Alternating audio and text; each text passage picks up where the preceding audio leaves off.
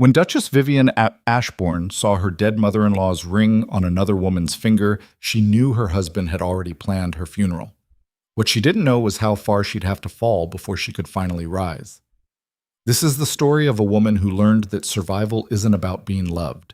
It's about being underestimated. Stay until the end, because the moment Vivian stops playing the perfect wife is the moment everything burns. The winter ball at Ashbourne Manor had always been a performance, but tonight Vivian felt like she was watching herself from somewhere outside her own body. The ballroom blazed with 1,000 candles. Their light caught on crystal chandeliers and reflected off polished marble floors until the entire room seemed to float in liquid gold.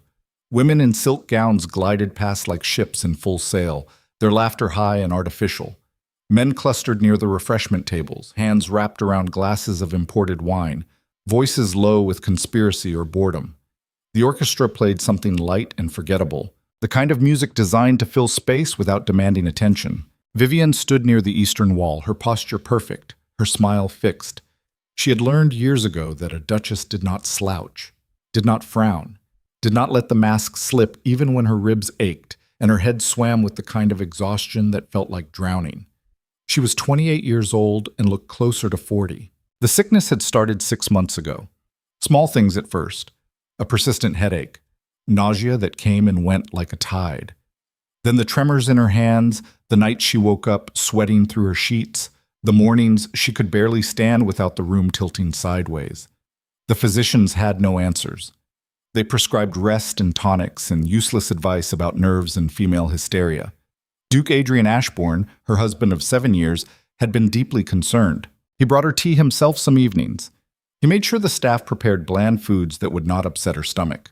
He told her she was working too hard managing the estate accounts and that she should let him handle more of the family business. She had believed him because she wanted to, because the alternative was too horrible to consider. Adrian stood across the ballroom now, surrounded by a circle of minor lords and their wives.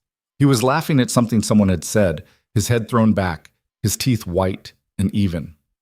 He was handsome in the way powerful men often are, not because of any particular feature, but because confidence and cruelty can look remarkably similar from a distance.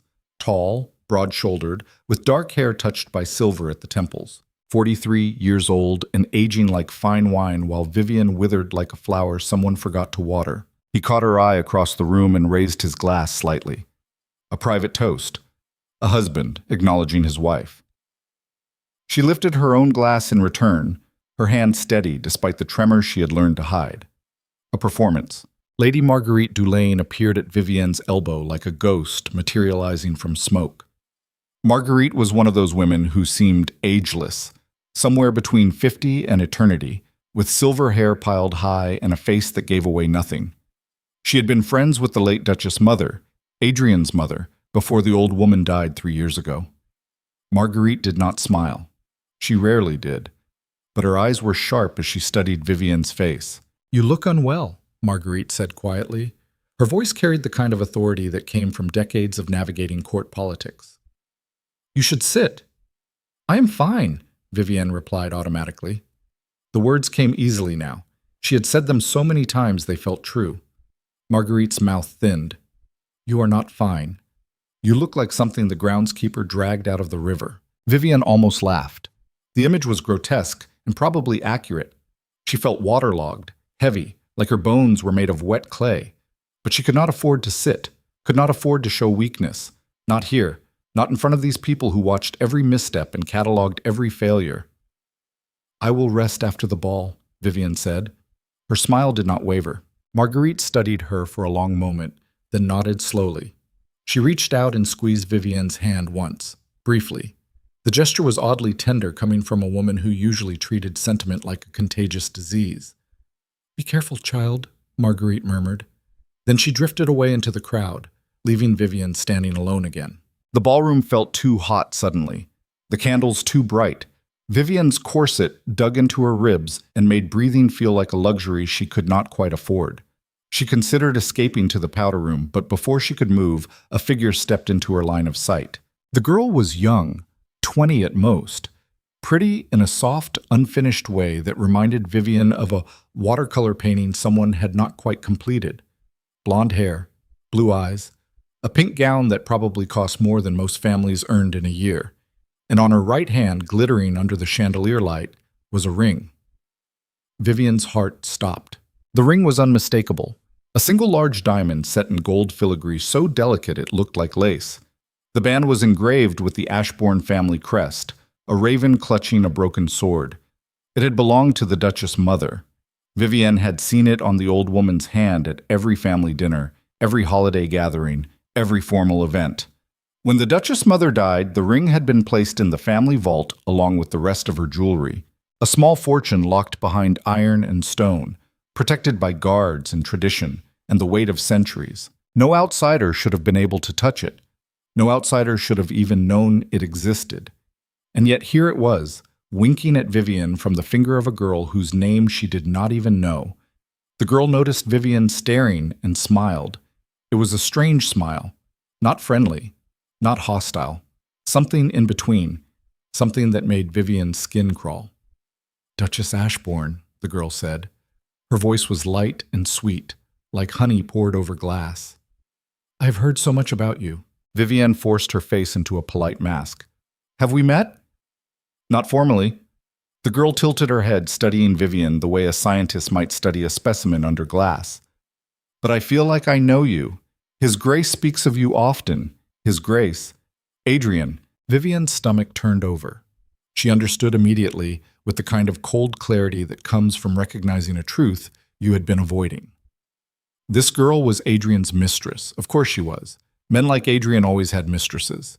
It was practically expected in their social circle. Wives for legitimacy and heirs, mistresses for pleasure and vanity. What surprised Vivienne was not the affair itself, but the ring.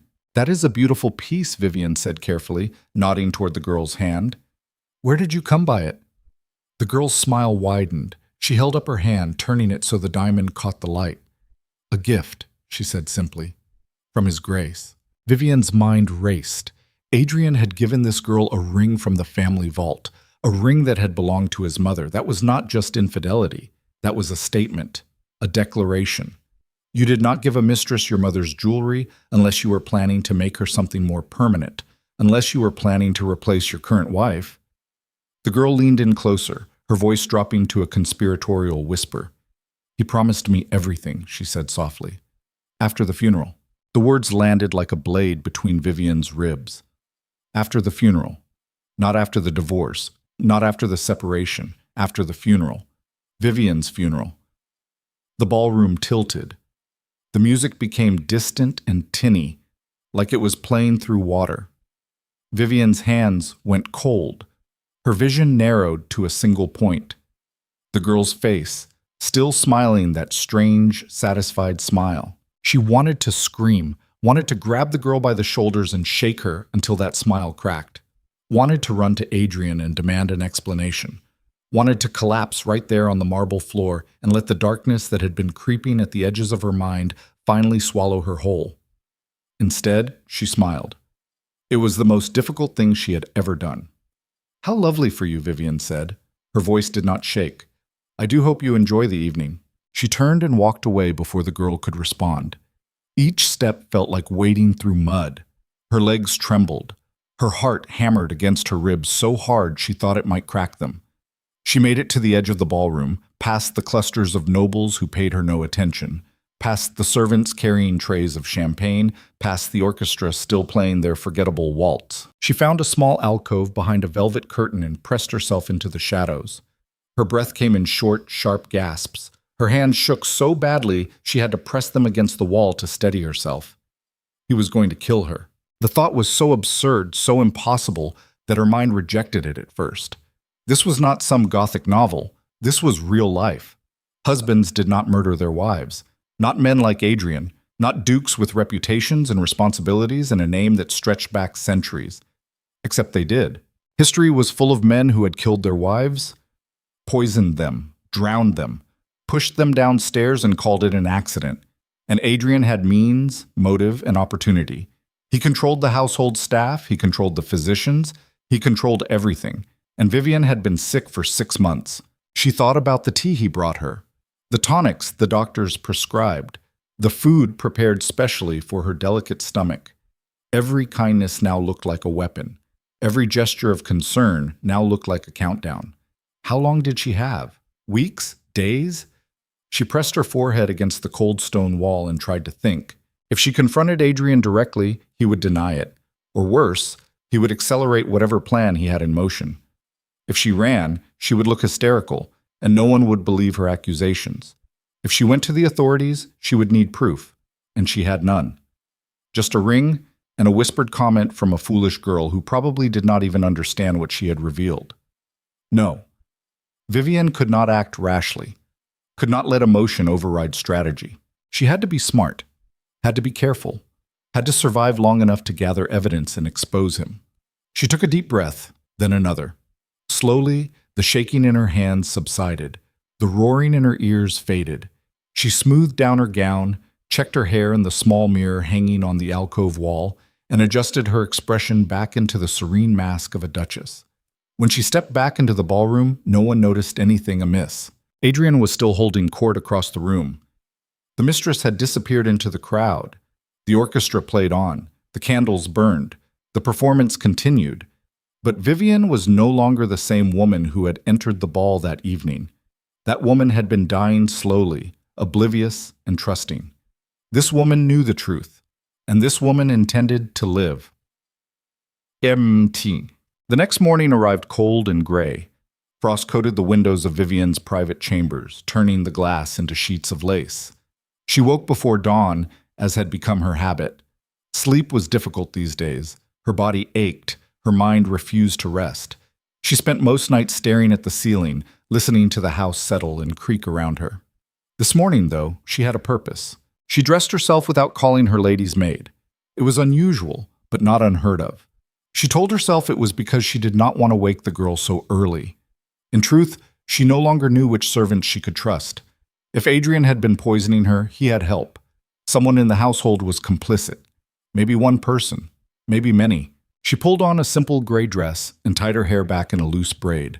No jewelry except her wedding ring, which felt heavier than usual this morning, a golden shackle. The manor was quiet. Most of the household was still asleep, recovering from the excesses of the ball. Vivian moved through the halls like a ghost, her footsteps muffled by thick carpet. She passed portraits of dead Ashbournes, stern-faced men and cold-eyed women who stared down at her from their frames as if judging her worthiness to carry their name. She wondered if any of them had been murdered by their spouses. The family vault was located in the oldest part of the manor, down a narrow stone staircase that descended into the earth like the throat of some great beast. The air grew colder with each step. The walls changed from plaster to rough stone. The only light came from the oil lamp Vivian carried, its flame casting wild shadows that danced and flickered. At the bottom of the stairs was a heavy iron door. It was locked, as always, but Vivian had the key. She was the Duchess. She was supposed to have access to the family treasures. She had visited the vault only twice before, once on her wedding day when Adrian showed her the Ashbourne inheritance, and once after the Duchess mother died to inventory the old woman's belongings. She unlocked the door and stepped inside. The vault was smaller than most people probably imagined. Just a stone room lined with shelves and locked cabinets. No piles of gold coins, no glittering treasure chests, just ledgers and documents and jewelry cases and a few family heirlooms too valuable to leave sitting in the house proper. Vivian set the lamp on a shelf and began searching. She opened the cabinet where the Duchess mother's jewelry had been stored. The velvet-lined case was still there, but when she opened it, her heart sank. Half the jewelry was gone. Not just the ring, other pieces too. A sapphire necklace, a pair of emerald earrings, a diamond brooch shaped like a rose. Adrian had been taking from the vault for months, maybe longer. Vivian's hands shook as she closed the case. She forced herself to breathe slowly, to think clearly. This was not just about murder. This was about money. Adrian was liquidating family assets, selling off jewelry piece by piece, which meant he needed money, which meant he was in trouble. She turned her attention to the ledgers. The Ashbourne estate was vast. Land, tenants, investments, business ventures. Managing it all required meticulous record-keeping. The ledgers were supposed to be kept by the estate accountant, but Vivian knew Adrian had been handling more of the finances himself in recent years. She had thought he was simply taking a more active interest in the family business. Now she wondered what he had been hiding. She pulled out the most recent ledger and opened it. The numbers made no sense. Payments to people she did not recognize. Debts that should have been settled years ago. Missing income from properties that were supposed to be profitable. It was a mess. Either Adrian was a terrible businessman, or he was deliberately obscuring the truth. Vivian suspected the latter. She flipped through the pages, her eyes scanning the entries, looking for patterns. One name appeared over and over again, Harlow and Sons, a lending house in the capital. Adrian had borrowed money from them, a lot of money, and based on the dates, the loans were coming due soon. He was drowning in debt, and her inheritance, the fortune her father had left her when he died 5 years ago, was the only thing standing between Adrian and financial ruin. But he could not touch her inheritance while she was alive. Her father had been careful. The money was held in trust, accessible only to Vivian or her legitimate heirs. If Vivian died without children, the entire fortune would revert to her younger brother, unless Adrian found a way around it. Vivian sat back on her heels, her mind racing. If Adrian killed her and made it look like natural causes, he could not inherit her money. But if he remarried quickly and produced an heir, he could claim guardianship over the child's inheritance until the child came of age. 15, 20 years to drain the fortune dry before anyone could stop him. That was why he needed the mistress. She was not just a replacement. She was the mother of his future heir, the vessel for his second chance. Vivian felt sick. She closed the ledger and stood, her legs unsteady. She needed more information, needed proof, needed something concrete she could take to the authorities or the crown or someone who could stop him. But first, she needed to survive. She locked the vault behind her and climbed back up the stairs, her mind already working through the next steps. She would stop drinking the tea Adrian brought her, would refuse the tonics from the physicians, would eat only food she watched being prepared. She would pretend nothing had changed, would play the role of the obedient, sickly wife while she gathered evidence, and she would find allies. Because she could not do this alone. Walk. Nathaniel Reed lived in a small house on the outskirts of town, far from the grandeur of Ashbourne Manor. Vivian had not seen him in 3 years, not since Adrian had cast him out of their social circle with such viciousness that no one dared speak his name anymore. Nathaniel had been Adrian's closest friend once. They had grown up together, gone to university together, served in the military together. When Adrian inherited the dukedom, Nathaniel had been his right hand, his advisor, his confidant. And then, suddenly, he was gone. Adrian never explained why, just told Vivian that Nathaniel had betrayed him and that she was never to speak to him again. She had obeyed because that was what a wife did. But now, standing outside Nathaniel's door in the gray afternoon light, she wondered what betrayal he had committed. She wondered if it had anything to do with discovering the truth about Adrian. She knocked.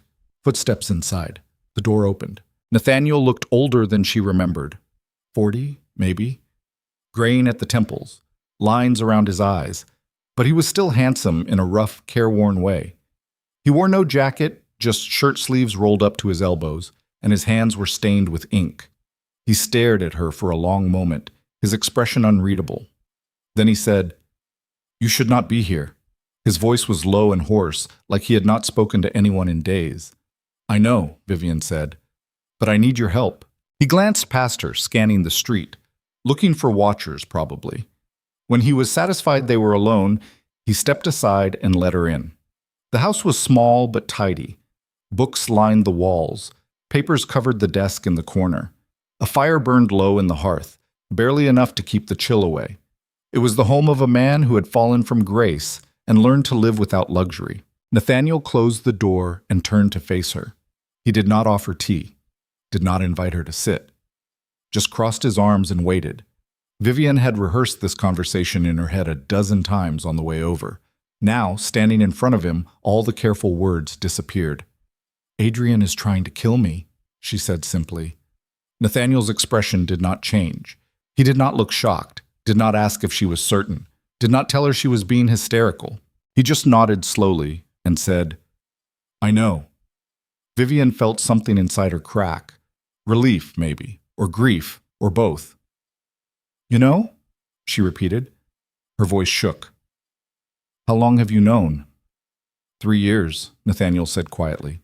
"Since the day he threw me out." He gestured to the chairs by the fire, and this time Vivian sat. Her legs would not hold her up anymore. Nathaniel sat across from her, leaning forward, his elbows on his knees. I found discrepancies in the estate accounts, he said. Money disappearing, forged contracts. I confronted Adrian privately, thought maybe it was a mistake, thought maybe he would fix it. He looked at Vivian, his eyes hard. Instead, he told me if I ever spoke a word of it to anyone, he would destroy me. He paused. Then he did it anyway. What did he do? Vivian asked. Nathaniel smiled bitterly. He spread rumors that I had embezzled money from the estate, that I had betrayed his trust, that I was a liar and a thief. Within a week, I lost my position, my reputation, my friends. Everything. He leaned back in his chair. I tried to warn people, tried to go to the authorities, but no one believed me. Adrian is a duke. I was just a disgraced advisor with no proof. Vivian swallowed hard. I am sorry. Nathaniel shook his head. Do not apologize for him. He paused. Why are you here now? She told him everything. The ring, the mistress, the whispered comment about the funeral, the missing jewelry from the vault, the debt to Harlow and Sons, the sickness that had been draining her life for 6 months. When she finished, Nathaniel was silent for a long time. Then he said, he poisoned his first wife too. Vivian went cold. What? Nathaniel stood and walked to the desk. He rifled through the papers until he found what he was looking for. A small, yellowed newspaper clipping. He handed it to Vivian. The headline read, Tragic Death of Young Bride. The article was brief. A young woman named Catherine Graves had married Adrian Ashbourne 9 years ago. She had died 6 months later from a sudden illness. The doctors called it a fever. The family called it a tragedy. Vivian looked up at Nathaniel, her hand shaking. I did not know he had been married before. Most people do not, Nathaniel said. He does not talk about it. But I knew Catherine. She was sweet, naive. She came from a wealthy family, and when she died, Adrian inherited everything. Vivian felt bile rise in her throat. He has done this before. Yes, Nathaniel said, and he will do it again. Unless we stop him. We, Vivian repeated. You will help me. Nathaniel met her eyes. I've been waiting 3 years for someone to believe me. He smiled grimly. So yes, I will help you. But we have to be smart. Adrian is dangerous.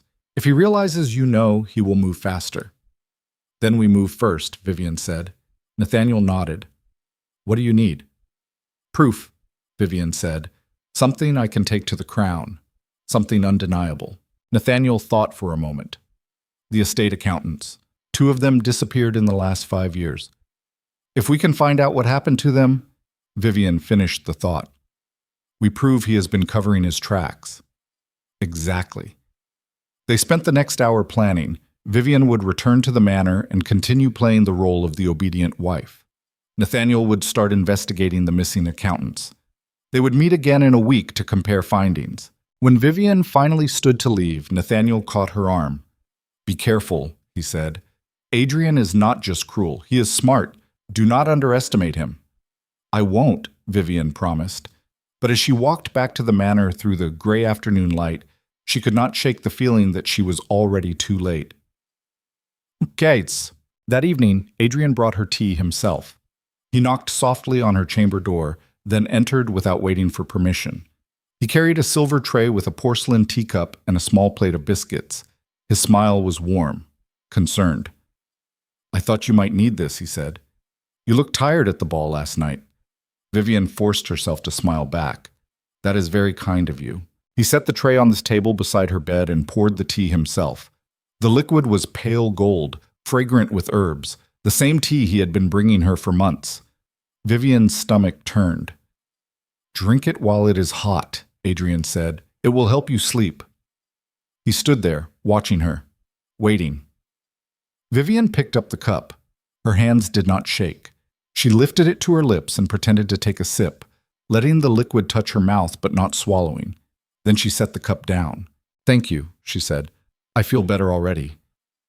Adrian studied her face for a moment. Then he nodded, satisfied. Good, he said. You need your rest. He leaned down and kissed her forehead. It was a gentle, husbandly gesture. It made Vivian's skin crawl. "Sleep well, my dear." He left, closing the door softly behind him. Vivian waited until his footsteps faded down the hall. Then she stood, picked up the teacup, and walked to the window. She opened it, letting in the cold night air, and poured the tea out onto the ground below. She watched it soak into the frozen earth and wondered how many times she had drunk it before. How close she had already come to dying. She closed the window and returned to bed. But she did not sleep. She lay in the darkness, staring at the ceiling, listening to the house breathe around her. And for the first time in 6 months, she felt something other than exhaustion. She felt rage. The week passed slowly. Vivian played her role perfectly. She drank the tea Adrian brought her and secretly poured it out. She ate the food prepared for her and watched the cook like a hawk. She smiled at the servants and pretended everything was fine. At night she searched the manor, looking for documents, looking for evidence, looking for anything that would damn Adrian beyond doubt. She found more ledgers hidden in his study, more debts, more lies, but nothing that definitively proved he had killed Catherine Graves or was planning to kill Vivian. She needed more. On the 7th day, Nathaniel sent her a note. Just 2 words. "I found something." They met in secret in the old chapel on the edge of the estate. It was abandoned, crumbling, forgotten. No one went there anymore. Nathaniel was waiting inside, pacing. When Vivian entered, he turned to her, his face grim. "One of the accountants is alive," he said. "Thomas Garrett. He is living under a false name in the capital. I found him." Vivian's heart leapt. "Will he testify?" Nathaniel hesitated. "He is terrified. Adrian threatened him. Told him if he ever spoke about what he knew, he would kill his family. But I convinced him to write a statement." He pulled a folded paper from his coat and handed it to Vivian. "It is all here. The forged contracts, the embezzlement, everything." Vivian unfolded the paper and scanned the contents. It was exactly what she needed. Proof of Adrian's crimes in black and white. "This is enough," she said quietly. "We can take this to the Crown." Nathaniel nodded. "But we have to move fast. If Adrian finds out—" He did not finish the sentence. He did not need to. Vivian folded the paper carefully and tucked it inside her cloak. "Tomorrow," she said. "I will go to the capital tomorrow and present this to the royal magistrate." Nathaniel looked at her. "Are you certain? Once you do this, there is no going back." "I know," Vivian said. "But I am tired of being afraid." Nathaniel smiled faintly. "Good." They parted ways in the fading light, and Vivian walked back to the manor, the paper pressed against her chest like a shield. She was so focused on her victory that she did not notice the figure watching from the trees. Us. That night, Adrian came to her chambers again. But this time, he did not bring tea. He brought a knife. Vivian woke to the sound of her door opening. She sat up, her heart already racing, and saw Adrian standing in the doorway. The hallway behind him was dark. His face was in shadow, but she could see the blade in his hand glinting in the moonlight. "Adrian," she said quietly, "what are you doing?" He stepped into the room and closed the door behind him. His voice, when he spoke, was calm, almost conversational. "I know," he said. Vivian's blood turned to ice. "You went to see Nathaniel," Adrian continued. "You found the accountant. You think you have proof." He walked closer, the knife loose in his hand. "You think you can destroy me." Vivian slid out of bed, putting the mattress between them. Her mind raced. The paper was hidden in her wardrobe. If she could get to it— Adrian smiled. "It is too late, Vivian. I've already won." He lunged. Vivian screamed. The blade caught moonlight as it arced toward her. Vivian threw herself sideways, slamming into the bedpost hard enough to knock the air from her lungs. The knife missed her throat by inches and buried itself in the pillow where her head had been a moment before. Feathers exploded into the air like snow. Adrian yanked the blade free and came at her again. She scrambled backward, her hands finding the brass candlestick on the bedside table. She swung it without thinking, without aiming, just pure animal instinct screaming at her to survive. The metal connected with Adrian's wrist with a dull crack. He cursed and dropped the knife. It clattered to the floor between them. They both dove for it. Vivian was faster. Her fingers closed around the handle just as Adrian's hand clamped down on her wrist. He twisted hard, grinding the bones together until she gasped and her grip loosened. The knife skittered away under the bed. Adrian shoved her backward. She hit the floor, her head cracking against the edge of the wardrobe. Stars burst across her vision. He was on top of her before she could move. His hands found her throat. "This would have been easier," Adrian said through clenched teeth. His face was inches from hers, close enough that she could smell the wine on his breath. "If you had just died quietly, like you were supposed to." Vivian clawed at his hands, her nails raking bloody lines down his forearms. Her lungs burned. The room tilted and darkened at the edges. She could feel her pulse hammering against his palms, feel the pressure building behind her eyes. She was going to die. The thought came cold and clear through the panic. After everything she had survived, all the poison she had endured, all the lies she had uncovered, she was going to die on the floor of her own bedroom with her husband's hands around her throat. No. The word formed somewhere deep in her chest, in the part of her that had learned to endure pain and keep smiling. The part that had watched her inheritance stolen and her body destroyed and had still gotten up every morning and played the role of the perfect Duchess. That part of her refused to die. Her hand scrabbled across the floor, searching for anything she could use. Her fingers found the fallen candlestick. She gripped it and swung upward with every ounce of strength she had left. The brass connected with Adrian's temple. The sound was wet and terrible. His grip on her throat loosened. His eyes went unfocused. He swayed, then toppled sideways onto the floor beside her.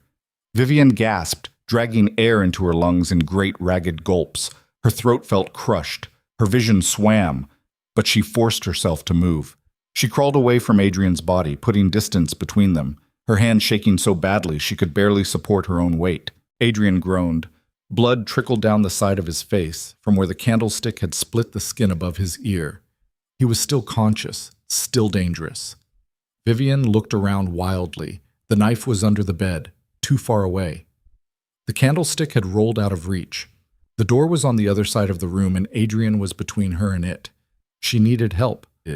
She opened her mouth to scream, but no sound came out. Her throat was too damaged. She tried again, forcing air past the bruised tissue, and managed a hoarse, strangled cry that barely carried beyond the walls of her chamber. No one came. The manor was too large, the servants' quarters too far away. And even if someone heard, would they help her? Or would they side with the Duke who paid their wages and controlled their futures? Adrian pushed himself up onto his hands and knees. He was breathing hard, his movements unsteady, but his eyes were clearing. When he looked at her, there was no remorse, no guilt, just cold calculation. "You stupid bitch," he said. His voice was thick, slurred. "Do you have any idea what you have done?" Vivian backed up until her spine hit the wall. She could not run, could not fight, could barely breathe. Adrian stood slowly, using the bed for support. He wiped the blood from his face with the back of his hand and stared at it like he could not quite believe it was real. "I gave you everything," he said. "A title, a home, respectability. And this is how you repay me?" He laughed, the sound sharp and bitter. "You are just like Catherine, ungrateful, weak, useless." The name cut through Vivian's panic like a blade. "You killed her," Vivian rasped. Her voice was barely a whisper. "Your first wife." Adrian's expression did not change. "Of course I did. She was going to leave me, take her money, and run back to her family like a frightened child." He shook his head slowly. "I could not allow that, just like I cannot allow you to destroy everything I have built." He took a step toward her. The door burst open. Nathaniel stood in the doorway, chest heaving, eyes wild. He took in the scene in a single glance. Vivian on the floor, Adrian with blood on his face, the knife glinting under the bed. He did not hesitate. He crossed the room in 3 strides and slammed his fist into Adrian's jaw. Adrian went down hard. Nathaniel did not give him a chance to recover. He hauled Adrian up by the collar and hit him again, this time in the ribs. Adrian doubled over with a choked gasp. Nathaniel shoved him against the wall and pinned him there with a forearm across his throat.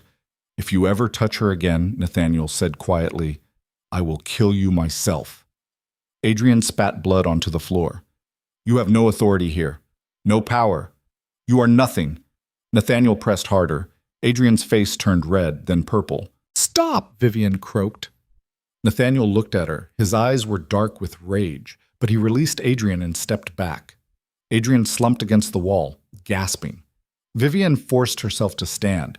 Her legs shook, her vision blurred, but she walked over to the wardrobe and pulled out the folded paper Nathaniel had given her. She held it up so Adrian could see. "Thomas Garrett is alive," she said. Her voice was raw and broken, but every word landed with the weight of a hammer. "He wrote down everything, every contract you forged, every debt you hid, every person you threatened." She took a step closer. "And tomorrow morning, I am taking this to the crown." Adrian stared at the paper. For the first time, something like fear flickered across his face. "They will not believe you," he said, but the words lacked conviction. "They will," Vivian said, "because I have witnesses. I have evidence. And I have the ring you gave to your mistress. The one you stole from your mother's vault." She smiled, and it felt like a knife. "You made a mistake, Adrian. You got arrogant. You thought I was too weak and too stupid to fight back." Adrian's jaw clenched. His hands curled into fists. For a moment, Vivian thought he might try to attack again. But Nathaniel stepped between them, his presence a barrier Adrian was not willing to cross. "Get out," Vivian said.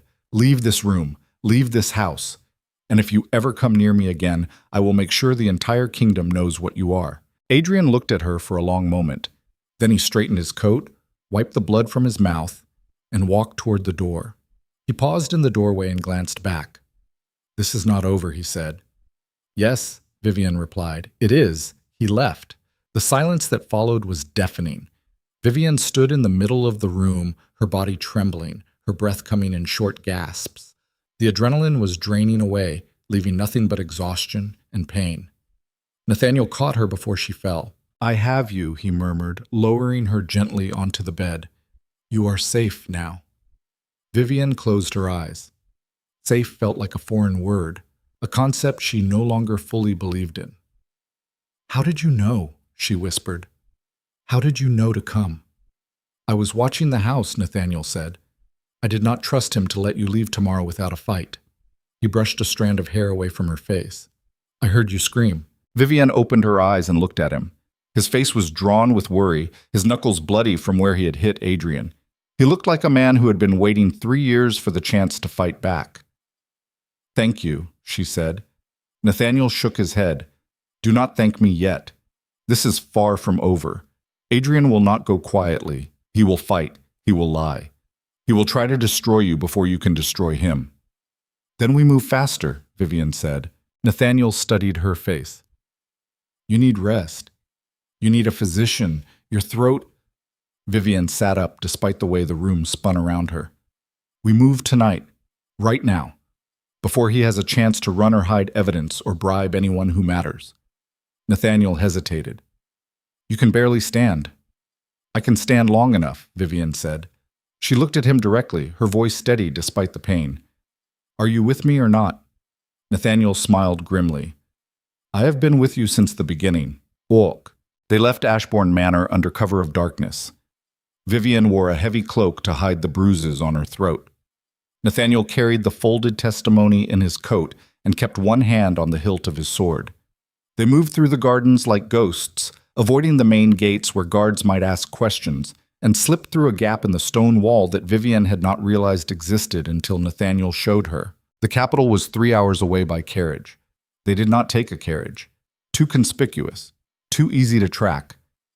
Instead, they walked to the village and hired 2 horses from a stable master who asked no questions and pocketed their coins without looking at their faces. The road was empty. The moon hung low and pale, casting long shadows across the frozen fields. Vivian's body screamed at her with every jolt and bounce of the horse beneath her. Her throat throbbed, her head pounded, but she clenched her teeth and kept riding. Nathaniel rode beside her, silent and watchful. Every time a sound echoed in the darkness, a branch snapping, an owl calling, his hand went to his sword. But no one followed them. No one stopped them. They reached the capital as dawn broke over the city walls. The streets were already waking, merchants setting up stalls, servants hurrying to market, beggars huddled in doorways, their breath misting in the cold air. Vivian pulled her hood lower and kept her head down. She was a duchess. People might recognize her. And if word got back to Adrian that she was in the capital before she reached the royal magistrate, everything would fall apart. The magistrate's office was located in the old administrative quarter, a sprawling complex of gray stone buildings that smelled like ink and old paper. Nathaniel tied the horses outside and helped Vivian down. Her legs nearly buckled when her feet hit the ground. She grabbed his arm to steady herself. "Can you walk?" he asked quietly. "Yes," she lied. They climbed the steps together. The interior was dim and cold, lit by oil lamps that cast weak yellow light across the marble floors. A clerk sat at a desk near the entrance, scratching notes into a ledger. He glanced up as they approached, his expression bored. "We need to see the magistrate," Nathaniel said. The clerk did not look up from his ledger. "The magistrate does not see anyone without an appointment." "This is urgent," Nathaniel said. "Everything is urgent," the clerk replied. "Come back next week." Vivian stepped forward and pulled back her hood. The clerk's eyes widened as he recognized her. He dropped his pen. "Duchess Ashbourne," he stammered. "I need to see the magistrate immediately," Vivian said. Her voice was rough and broken, but the authority in it was unmistakable. "This concerns a crime against the crown." The clerk scrambled to his feet. "Of course. Right away. Please wait here." He disappeared down a corridor, moving faster than Vivian would have thought possible for a man his age. She leaned against the desk, her hands shaking. Nathaniel stood beside her, close enough that she could feel the warmth radiating from him. "You did well," he murmured. Vivian said nothing. She was too tired to speak, too tired to think. She just needed to get through the next hour, needed to hand over the evidence and let someone else carry the weight of what came next. The clerk returned with a tall man in dark robes. Magistrate Calloway. Vivian had met him once at a royal function years ago. He was in his 60s, with silver hair and sharp eyes that missed nothing. "Duchess Ashbourne," Calloway said. His tone was cautious, respectful but wary. "To what do I owe this unexpected visit?" Vivian straightened and met his gaze. "I am here to report a crime. Multiple crimes." She pulled the folded paper from her cloak and held it out. "My husband, Duke Adrian Ashbourne, has been embezzling from the family estate, forging contracts, and bribing officials. He murdered his first wife and has been attempting to murder me." Calloway's expression did not change. He took the paper and unfolded it slowly, his eyes scanning the contents. The silence stretched out long and tense. Vivian's heart hammered against her ribs. This was the moment everything either fell into place or collapsed entirely. Finally, Calloway looked up. "These are serious accusations." "They are not accusations," Vivian said. "They are facts, and I have proof." Calloway glanced at Nathaniel. "And you are?" "Nathaniel Reed," Nathaniel said. "Former advisor to the Duke. I was cast out 3 years ago when I discovered his crimes. I have been gathering evidence ever since." Calloway folded the paper carefully and handed it back to Vivian. "Wait here." He disappeared into the back offices. Vivian sank into a chair, her body finally giving up the fight to stay upright. Nathaniel crouched beside her, his hand on her shoulder. "It will be all right," he said quietly. Vivian wanted to believe him, but she had learned long ago that hope was a dangerous thing. 10 minutes passed, then 20. Vivian watched the clock on the wall, counting each second, each minute. Every moment that ticked by was another moment Adrian could be covering his tracks. Another moment he could be bribing officials or threatening witnesses or planning his escape. Finally, Calloway returned. His face was grim. "I have sent word to the Crown," he said. "Royal guards are being dispatched to Ashbourne Manor as we speak. Duke Adrian will be taken into custody and questioned." Vivian exhaled slowly. Relief flooded through her, so intense it made her lightheaded. "It is over." Calloway shook his head. "It is not over, Duchess. It is only beginning." He gestured toward the corridor. "You will need to make a formal statement, and you will need to testify before the Crown when the case goes to trial." "I will," Vivian said. "I will do whatever is necessary." Calloway studied her face. He must have seen the bruises on her throat despite the cloak, because his expression softened slightly. "You are injured. You should see a physician." "Later," Vivian said. "First, I make my statement." Verdict. The process took hours. Vivian recounted everything, every lie, every theft, every moment of the last 6 months when she had felt her body failing and her husband smiling. A scribe wrote down every word. the scratch of his pen a steady rhythm that kept Vivian grounded. Nathaniel sat beside her the entire time, silent but present. When she finally finished, the sun was high in the sky outside the magistrate's office. Her voice was gone. Her throat felt like raw meat. But she had said everything that needed to be said. Calloway reviewed the statement, his expression unreadable. Then he looked at her. "This will cause a scandal," he said quietly. "The Ashbourne name is old and powerful. There will be nobles who defend the Duke, who claim you are lying. You understand this?" "Yes," Vivian said, "I understand. And you are prepared for what comes next." Vivian thought about the months of poison, the night she had woken up choking, the ring on the mistress's finger, the knife at her throat. She met Calloway's eyes. "I have been prepared for a long time," Calloway nodded slowly. "Very well." He stood. "You are free to go, Duchess. We will contact you when we need you to testify." Vivian stood as well, her legs unsteady. Nathaniel caught her elbow and steadied her. They walked out of the magistrate's office together, into the bright, cold light of midday. The city felt different now, louder, more alive, or maybe Vivian was just noticing it for the first time in months. The weight she had been carrying, the fear, the uncertainty, the constant awareness of her own mortality had not disappeared entirely, but it had shifted, lightened, enough that she could breathe without feeling like her lungs were full of water. "Where will you go?" Nathaniel asked as they untied the horses. Vivian considered the question. She could not return to Ashbourne Manor. Not yet. Maybe not ever. The house was tainted now, full of ghosts and bad memories. She needed somewhere safe, somewhere Adrian could not reach her even if he somehow escaped the guards. "There is an estate," she said slowly, "in the north. It belonged to my father. I inherited it when he died, but I have never visited." She looked at Nathaniel. "I think it is time I did." Nathaniel smiled. "That sounds wise." They rode through the city gates and out onto the open road. Behind them, the capital shrank into the distance. Ahead, the road stretched out into fields and forests and the promise of something new. Vivian did not look back. News traveled fast in high society. By the time the royal guards arrived at Ashbourne Manor, Adrian was gone. His chambers were empty, his clothes missing. The servants reported that he had left in the middle of the night, taking only a single bag and his fastest horse. No one knew where he had gone. Or if they knew, they were not saying. The mistress was found in her rooms, hysterical and terrified. She confessed everything immediately. The affair, the promises Adrian had made, the ring he had given her. She claimed she had not known about the murders or the embezzlement. She claimed she had been used. The guards did not arrest her, but they took her statement and escorted her from the manor. She left the capital that same day and was never seen again. The servants were questioned one by one. Most claimed ignorance. A few admitted they had suspected something was wrong, but had been too afraid to speak up. One of the kitchen maids confessed that she had been adding powder to Vivian's tea on Adrian's orders. She did not know what the powder was. She claimed she thought it was medicine. The powder was tested. Arsenic. The scandal erupted like a wildfire.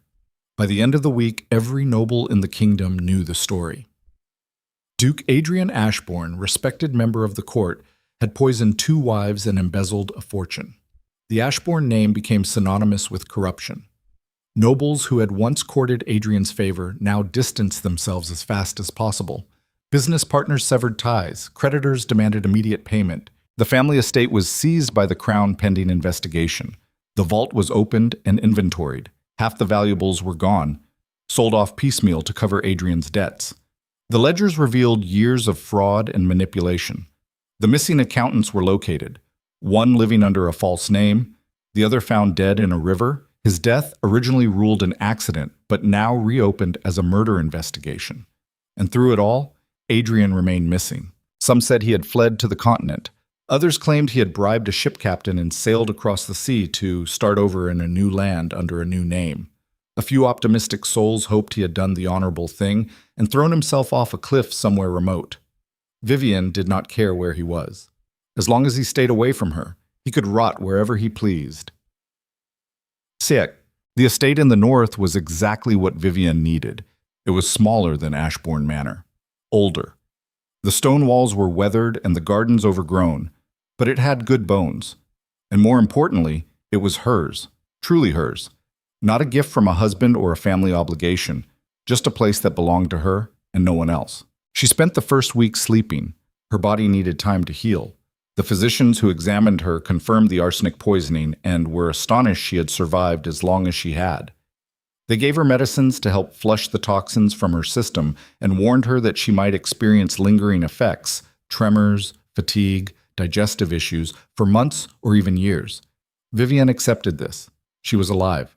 That was enough. Nathaniel stayed. He did not ask permission. He simply moved into one of the guest rooms and made himself useful. He helped hire new servants. He worked with the estate steward to assess the property and plan repairs. He rode into town and dealt with merchants and tradesmen so Vivienne did not have to. And in the evenings, they sat by the fire and talked. Not about Adrian, not about the past, just small things. Books they had read, places they wanted to visit, plans for the estate. Nathaniel told her about his life after Adrian cast him out. The months of bitterness and anger, the slow process of learning to live without wealth or status, the strange freedom that came from having nothing left to lose. Vivienne told him about the poison, about the night she had lain in bed and felt her body betraying her, about the moment she saw the ring and understood what her husband intended, about the rage that had kept her alive when she should have died. "I am not the same woman I was," she said one evening. Her voice was still rough, but it was getting stronger. "I do not think I ever will be again." Nathaniel looked at her across the firelight.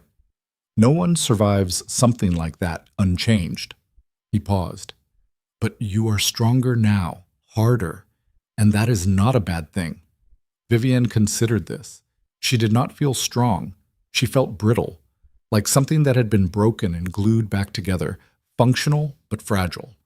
But maybe that was what strength looked like after survival. Not unbreakable, just unwilling to break again. 3 months after Vivienne fled Ashbourne Manor, a letter arrived. It was from Magistrate Calloway. The royal investigation was complete. The evidence was overwhelming. Duke Adrian Ashbourne was formally charged with murder, attempted murder, embezzlement, fraud, and conspiracy against the crown. A warrant had been issued for his arrest. Guards were searching the entire kingdom. The trial would proceed in his absence if necessary. Vivienne would be called to testify in 2 weeks. She read the letter twice, then folded it carefully and set it on the desk. Her hands did not shake. Her heart did not race. She felt calm, clear, ready. Nathaniel found her in the study an hour later. He saw the letter and understood immediately. "Are you prepared?" he asked. Vivienne looked at him. "I have been prepared since the night he tried to kill me." Nathaniel nodded. "Then we leave tomorrow." They rode back to the capital together. This time, Vivienne did not hide. She wore her finest dress and held her head high. She was not a woman fleeing in the dark anymore. She was a duchess, bringing a criminal to justice. The trial was held in the grand courtroom of the royal palace. Every seat was filled. Nobles crowded the galleries, whispering behind fans and gloved hands. Journalists sat in the front row, pens poised over notebooks.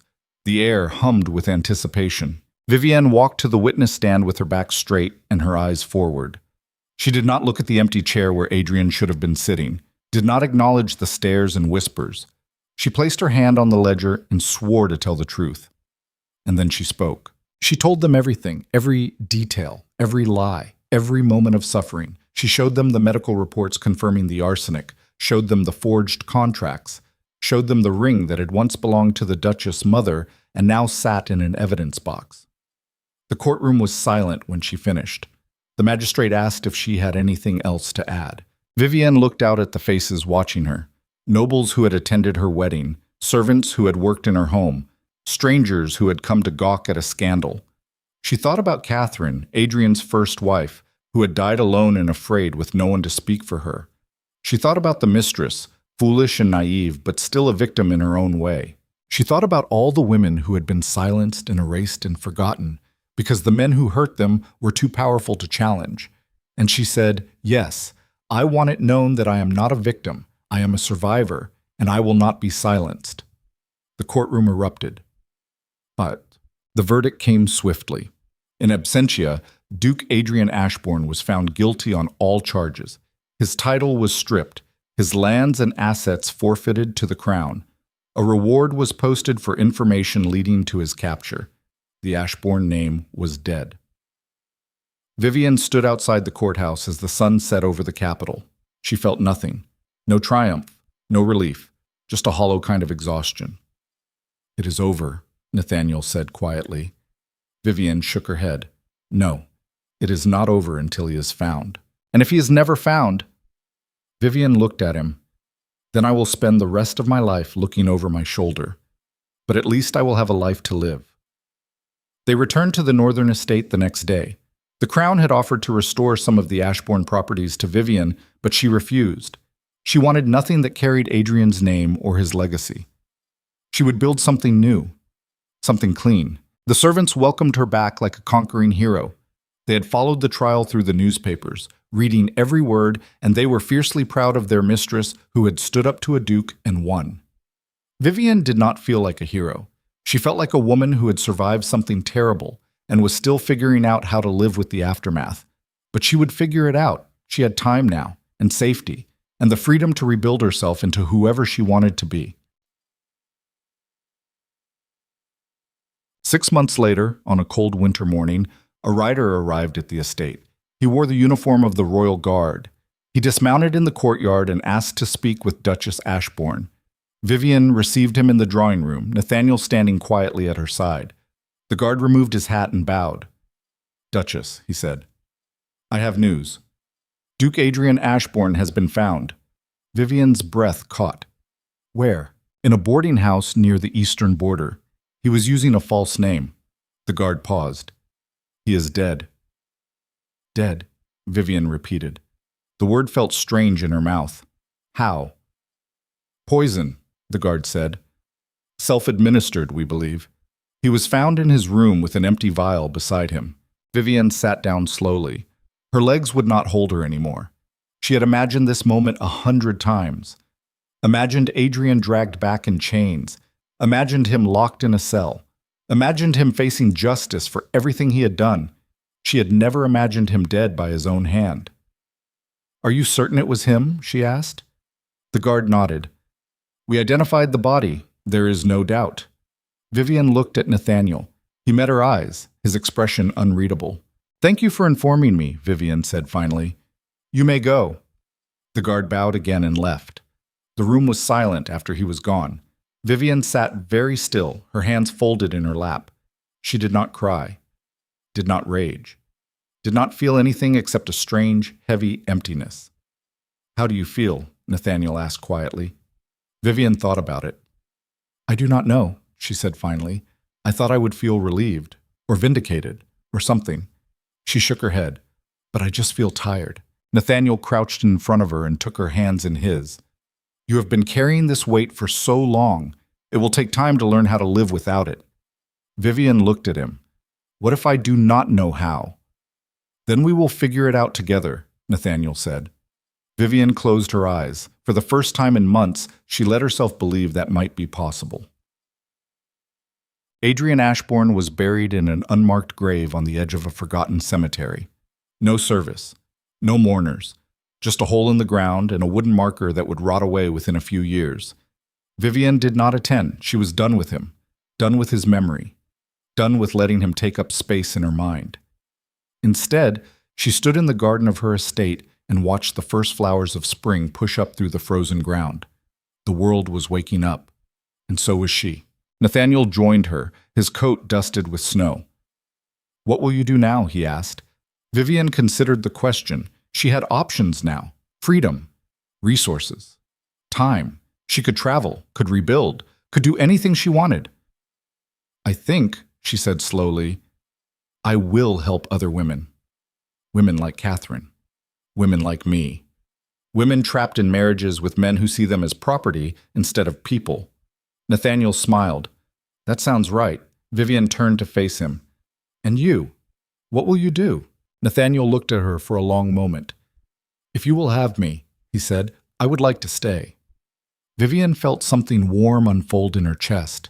Not love, not yet, but something close to it. something that felt like the beginning of healing. "I would like that," she said. They stood together in the garden as the sun rose over the estate, and for the first time in a very long time, Vivian felt something she had almost forgotten. Hope. But as she turned to walk back toward the house, a single thought whispered through her mind. Adrian was dead. The trial was over. Justice had been served, so why did she still feel like something was watching her from the shadows? The letter arrived 3 weeks after Adrian's death. It came in a plain envelope with no return address, delivered by a courier who refused to give his name. The wax seal was unmarked. Vivian almost threw it away without opening it. She had grown wary of unmarked correspondence. But something about the weight of the paper, the careful way it had been folded, made her hesitate. She broke the seal and unfolded the letter. The handwriting was elegant, feminine, unfamiliar. It read, "You think you have won. You have not. The truth is far worse than you know. If you want to understand what really happened, come to the old mill on the edge of Ashbourne Lands. Come alone. Come at midnight. Tell no one. If you bring anyone with you, you will never know the truth." There was no signature. Vivian read it 3 times, her hands steady but her mind racing. It could be a trap, could be someone loyal to Adrian trying to lure her out into the open, could be a cruel joke from a bored noble with too much time and not enough conscience. But it could also be the truth. That word, truth, hooked into her like a fishhook. She had spent months uncovering Adrian's crimes, but there were still gaps, still questions. The missing accountant who had been found dead in the river, the forged contracts that disappeared before they could be fully traced, the way Adrian had known she was investigating him the night he attacked her, even though she had been so careful. Someone had been feeding him information, someone close to her. Nathaniel found her in the study an hour later, staring at the letter. "What is it?" he asked. She handed it to him without speaking. He read it quickly, his expression darkening. "This is a trap," he said flatly. "Probably," Vivian agreed. "Then you are not going." Vivian looked at him. "I have to." Nathaniel slammed the letter down on the desk. "No, you do not. Adrian is dead. The trial is over. You won. Whatever game this is, it is not worth your life." Vivian stood slowly. Her body was stronger now. The tremors had mostly stopped. The headaches had faded, but she still felt the ghost of the poison in her veins, a reminder that she had survived something that should have killed her. And that survival had cost her too much to leave questions unanswered. "I need to know," she said quietly. "I need to know if there is someone else out there who helped him, someone who watched me suffer and did nothing." She met Nathaniel's eyes. "I cannot move forward until I know the truth." Nathaniel stared at her for a long moment. Then he exhaled roughly and ran a hand through his hair. "Fine, but I am coming with you." The letter said to come alone. "I do not care what the letter says," Nathaniel said.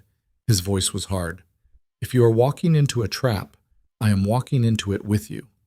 Vivian wanted to argue, wanted to tell him it was too dangerous. But the truth was she did not want to go alone, did not want to face whatever waited at the old mill without someone at her side. So she nodded. "All right, but we stay hidden until I see who is waiting. If it looks like a trap, we leave." "Agreed," Nathaniel said. Sabots. The old mill sat at the edge of what used to be Ashbourne Lands, now seized by the Crown.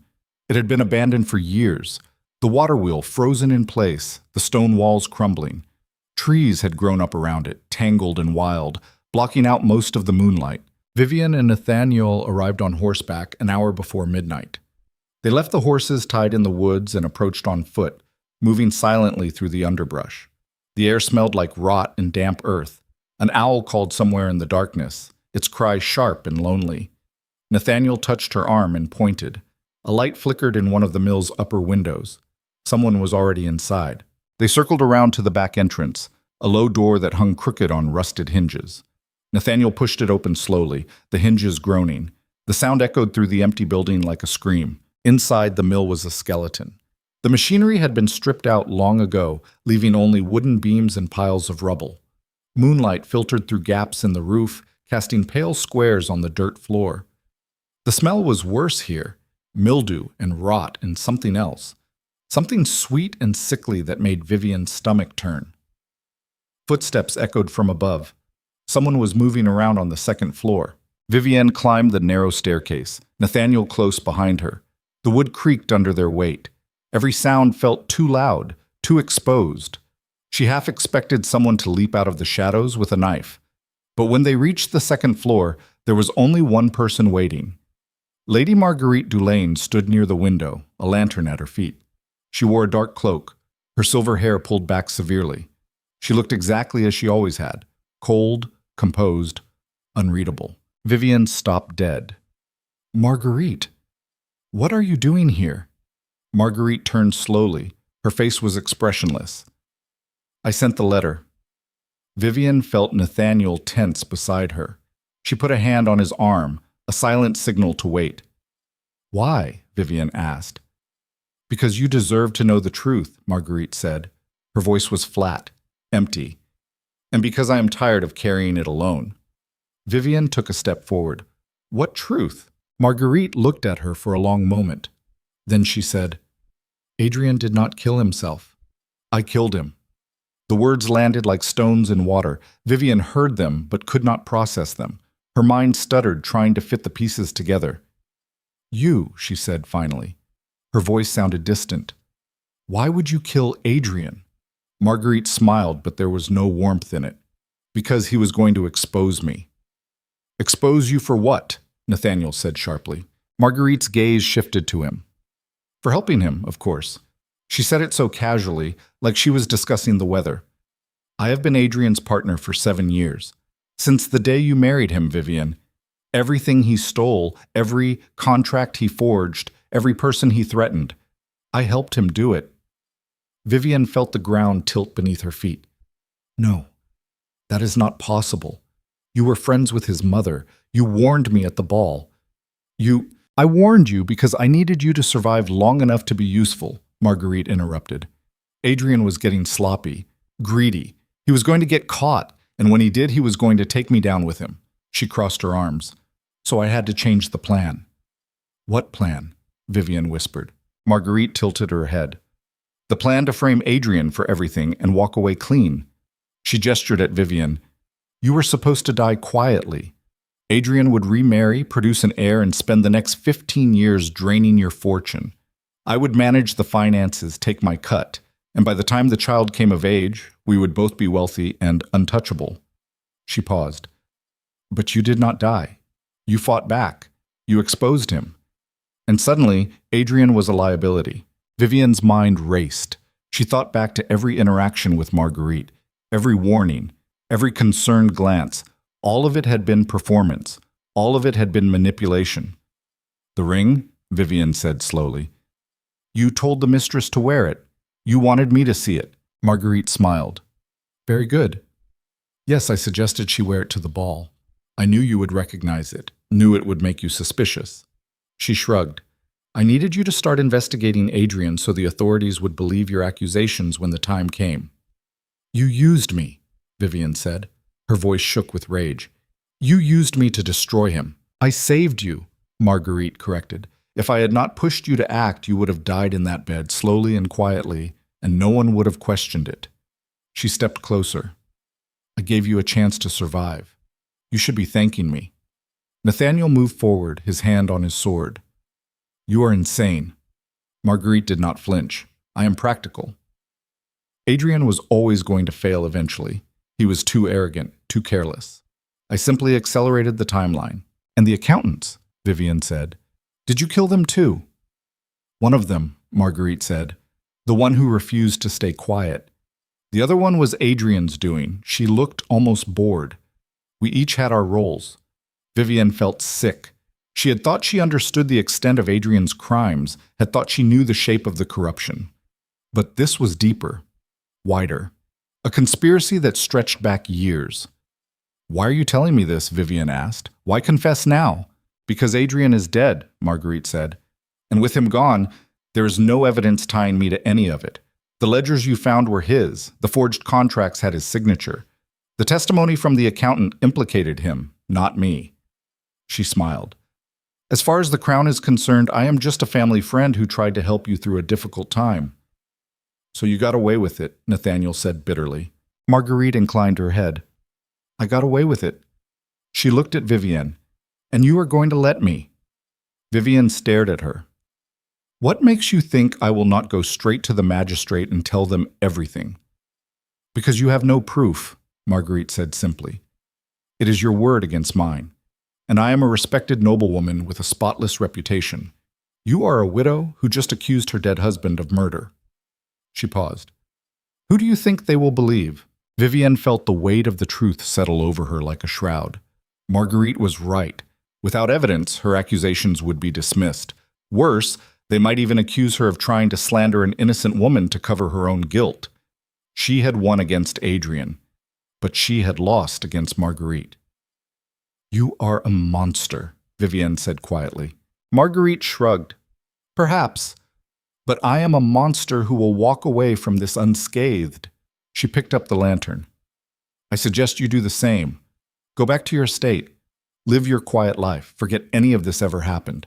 She turned toward the stairs. Because if you try to come after me, I will destroy you, and this time there will be no one to save you.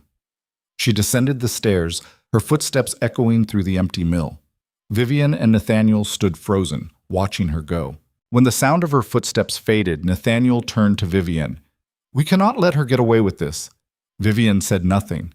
Her mind was spinning, trying to find a way out, a loophole, some piece of evidence she had missed, but there was nothing. Marguerite had been meticulous, had covered every track, had made sure that everything pointed to Adrian and nothing pointed to her.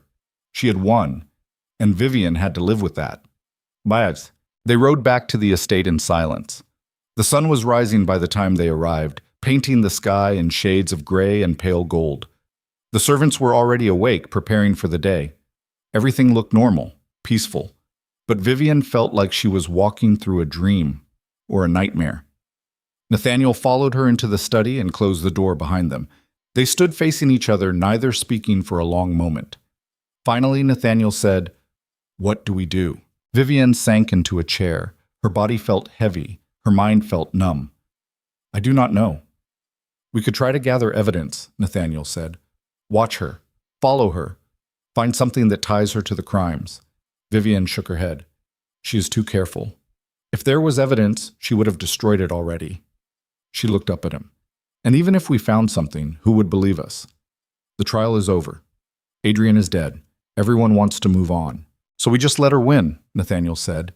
His voice was hard with frustration. Vivienne closed her eyes. I do not know what else to do. She felt Nathaniel's hand on her shoulder, warm and steady. We will figure something out, he said quietly. We always do. But for the first time, Vivienne was not sure that was true. Days passed, then weeks. Vivienne tried to go back to her normal routine, managing the estate, meeting with the steward, planning repairs. But everything felt hollow. Every decision felt pointless. She had spent months fighting for justice, and in the end, the person most responsible for her suffering had walked away clean. She started having nightmares. Not about Adrian, about Marguerite, about that cold, empty smile, about the way she had confessed to everything so casually, knowing there was nothing Vivienne could do. One night, Vivienne woke up gasping, her sheets soaked with sweat. She had dreamed that Marguerite was standing over her bed, holding a cup of tea, smiling. She got up and paced the room, trying to shake the image from her mind, but it clung to her like cobwebs. There had to be a way. Had to be something she was missing. She thought about the ledgers, about the accountants, about the ring, about every piece of evidence she had gathered against Adrian. And then she thought about something Marguerite had said at the mill. Adrian was going to expose me. Why would Adrian expose Marguerite? They were partners, accomplices. Unless something had changed. Unless Adrian had decided Marguerite was a liability.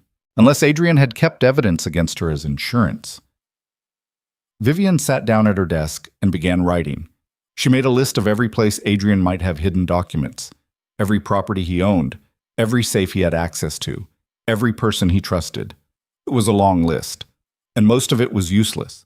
Properties that had been searched, safes that had been emptied, people who were dead or had disappeared. But there was one place no one had checked: Adrian's mistress. The girl had been dismissed as a pawn, a foolish young woman who had been used and discarded. But what if she had been more than that? What if Adrian had given her something? Not just jewelry, but documents, evidence, something he could use against Marguerite if she ever turned on him. Vivienne stood up, her heart racing. It was a long shot. The mistress had left the capital months ago. No one knew where she had gone, but Vivienne had resources now, money, connections, the backing of the crown. She could find her. It took 3 weeks to track the mistress down. She was living in a small coastal town under her mother's maiden name. Vivienne hired investigators who asked discreet questions and followed leads until they found the right house on the right street. Vivienne arrived unannounced on a gray afternoon. The house was small but well kept, with a garden full of winter flowers. She knocked on the door and waited. The mistress answered. She looked different, older.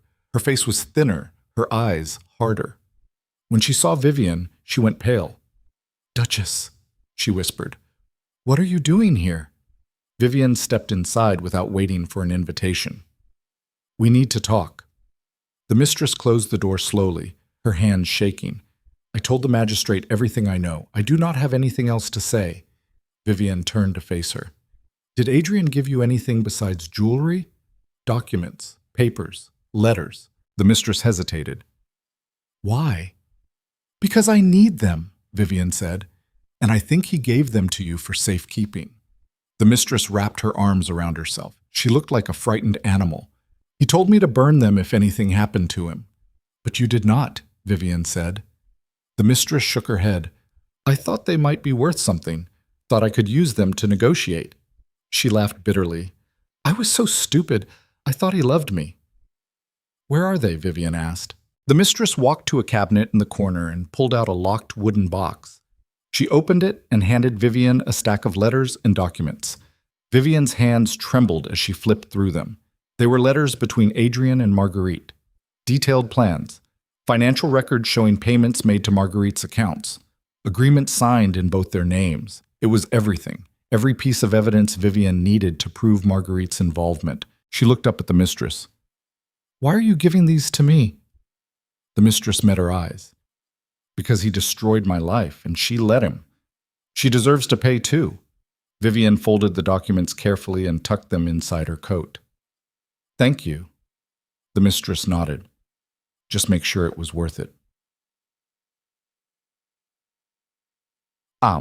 Vivienne returned to the capital the next day.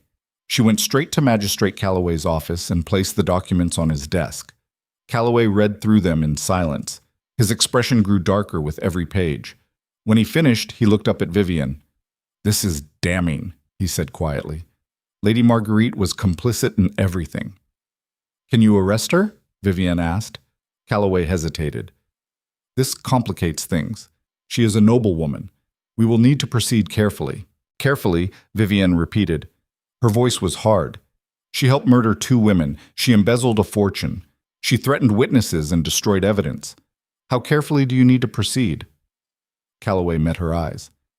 "I understand your frustration, Duchess. But if we move too quickly, her allies will close ranks. We need to build an airtight case." "Fine," Vivienne said. "Build your case. But do it fast, because I am done waiting for justice." The arrest happened 2 weeks later. Royal guards surrounded Marguerite's townhouse at dawn. They found her in her study, calmly reading a book as if she had been expecting them. She did not resist, did not protest, just stood up, smoothed down her skirts, and allowed herself to be escorted out. The trial was swift. The evidence was overwhelming. The letters, the financial records, the testimony from the mistress. Even some of the servants from Ashbourne Manor came forward, admitting that Marguerite had given them orders on Adrian's behalf. Marguerite sat through it all with the same cold composure she always had. She did not speak in her own defense, did not show remorse, did not beg for mercy. When the magistrate asked if she had anything to say before sentencing, she looked directly at Vivienne. "You think you have won," Marguerite said. Her voice was calm. "But you will never be free of this. You will spend the rest of your life looking over your shoulder, wondering if there is someone else, someone you have not found yet. Someone still watching." The words sent a chill down Vivienne's spine, but she did not look away. "You are wrong," Vivienne said quietly. I am already free. Marguerite smiled. We will see. The magistrate sentenced her to life imprisonment. No title, no wealth, no freedom. She was led away in chains, her head still high, her expression still empty.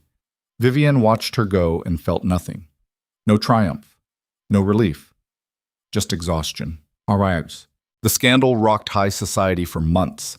The revelation that Lady Marguerite Dulaine, a respected noblewoman, had been a criminal mastermind shook the foundations of the court. Families distanced themselves. Business deals collapsed. The nobility closed ranks and pretended they had never known her. Vivienne became a symbol. The woman who had exposed corruption at the highest levels. The Duchess, who had survived 2 attempts on her life and brought down an entire conspiracy. People wanted to meet her, wanted to hear her story, wanted to celebrate her. But Vivienne wanted none of it. She returned to her estate in the north and closed the gates behind her. She dismissed most of the servants, kept only a handful she trusted completely. She stopped attending social functions, stopped answering letters from nobles who suddenly wanted to be her friend. She just wanted to be left alone. Nathaniel stayed. He did not ask permission, did not demand answers. He just stayed. And slowly, quietly, Vivienne began to heal. 6 months after Marguerite's arrest, Vivienne stood in the garden and watched the flowers bloom. Spring had come again. The world was green and alive and moving forward. She thought about Catherine, Adrian's first wife, about the mistress who had been used and discarded, about all the women who had suffered because of men who saw them as tools instead of people. And she thought about what she wanted to do with the rest of her life. She could hide here, could build walls around herself and never let anyone in, could spend the rest of her days flinching at shadows and waiting for the next betrayal. Or she could choose something different. She turned to Nathaniel, who was working in the garden, his hands covered in dirt. I want to start a foundation, she said. Nathaniel looked up. What kind of foundation? For women who have nowhere else to go, Vivienne said. Women trapped in bad marriages. Women being poisoned slowly by people who are supposed to love them. Women who need a place to run. She paused. I want to give them what no one gave me. A way out. Nathaniel stood up and walked over to her. He was smiling. That sounds right. It will be dangerous, Vivienne said. The men we are going against will not like it. They will try to shut us down, try to destroy us. Nathaniel took her hand. Let them try. Vivienne squeezed his hand and smiled. For the first time in a long time, she felt something other than exhaustion or grief or rage. She felt purpose. But that night, as Vivienne prepared for bed, she found another letter on her pillow. The handwriting was different this time, masculine, sharp. It read, Marguerite was not the only one. You have made powerful enemies, Duchess, and we do not forgive. Vivienne stared at the letter, her heart pounding. She had been right. There were others. Other people Adrian and Marguerite had worked with. Other conspirators still hiding in the shadows. And now they knew she was a threat. She could burn the letter, could pretend she never saw it, could go back to her quiet life and hope they left her alone. Or she could fight. Vivienne walked to the fireplace. She held the letter over the flames for a long moment, watching the paper curl and blacken at the edges. Then she pulled it back. She folded it carefully and placed it in a drawer with the other evidence she had collected. Because she was done running, done hiding, done letting powerful men decide whether she lived or died. If they wanted a war, she would give them one. But this time, she would not wait for them to strike first. This time, she would hunt them down. Vivienne spent the next 3 months hunting ghosts. She hired investigators, former soldiers, men who knew how to ask questions without drawing attention.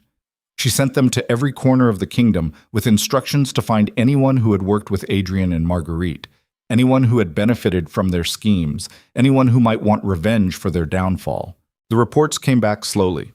A banker in the capital who had laundered money through shell companies, a merchant who had transported stolen goods across the border, a minor lord who had forged shipping manifests to hide embezzlement, small players, foot soldiers in a larger war, but no names that mattered, no one with real power. Whoever had sent that letter was still hiding, still watching, still waiting. Vivienne felt it every time she left the estate, that crawling sensation between her shoulder blades, the awareness that someone was tracking her movements. She started carrying a knife strapped to her thigh.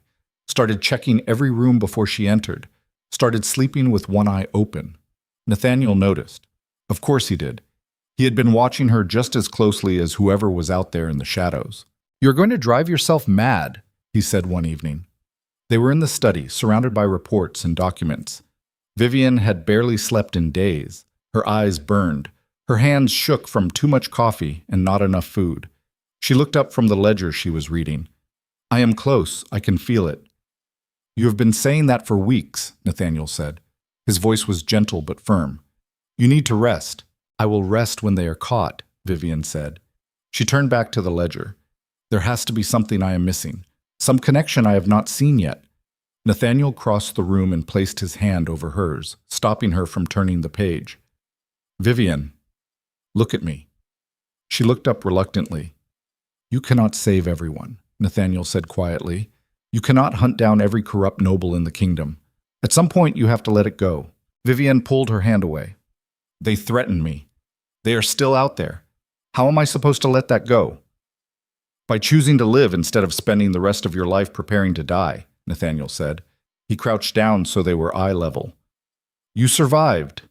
You won. Do not let them take that away from you." Vivian wanted to argue, wanted to tell him he did not understand. But the truth was he understood perfectly. He had spent 3 years living in fear after Adrian destroyed him. 3 years looking over his shoulder, and he had only started healing when he stopped running. Maybe he was right. Maybe she needed to let it go. But before she could respond, the door burst open. One of the investigators stood in the doorway, breathing hard, his face flushed. His name was Marcus, a former soldier with scars across his knuckles and a reputation for getting results. "I found something," Marcus said. Vivian stood up so fast her chair tipped backward. "What?" Marcus pulled a folded paper from his coat and handed it to her. "A meeting. Tomorrow night. At the old cathedral in the capital. All the major players will be there." Vivian unfolded the paper. It was a copy of a letter, hastily transcribed. The handwriting was different from the threatening note she had received, but the tone was unmistakable, cold, commanding. It detailed a gathering of nobles who had worked with Adrian and Marguerite, a council of conspirators planning their next move. And at the bottom, in different handwriting, was a note. "The Duchess has become a problem. We need to decide how to handle her." Vivian's blood ran cold. "How did you get this?" "Bribed a servant at Lord Harcourt's estate," Marcus said. "He has been hosting secret meetings for months. Tomorrow night is the big one. They are planning something." Vivian looked at Nathaniel. "This is it. This is what we have been waiting for." Nathaniel took the letter and read it quickly. His expression darkened. "It could be a trap. They could know we are coming." "Then we spring the trap first," Vivian said. She turned to Marcus. "How many people are we talking about?" "At least 15, Marcus said. "Maybe more. All nobles. All with private guards." Vivian did the math in her head. 15 conspirators meant at least 50 armed men. Maybe more. She had a handful of investigators and Nathaniel. They were outnumbered 5-1. But she also had something they did not expect. She had survived 2 murder attempts, had exposed a duke and a lady for corruption, had brought down an entire conspiracy. She had nothing left to lose, and people with nothing to lose were the most dangerous. "We go tomorrow night," Vivian said. Her voice was steady. "We gather evidence, we get names, and then we bring them all down." Nathaniel looked at her for a long moment, then he nodded. "All right. But we do this smart. No heroics. We get in, we get what we need, and we get out."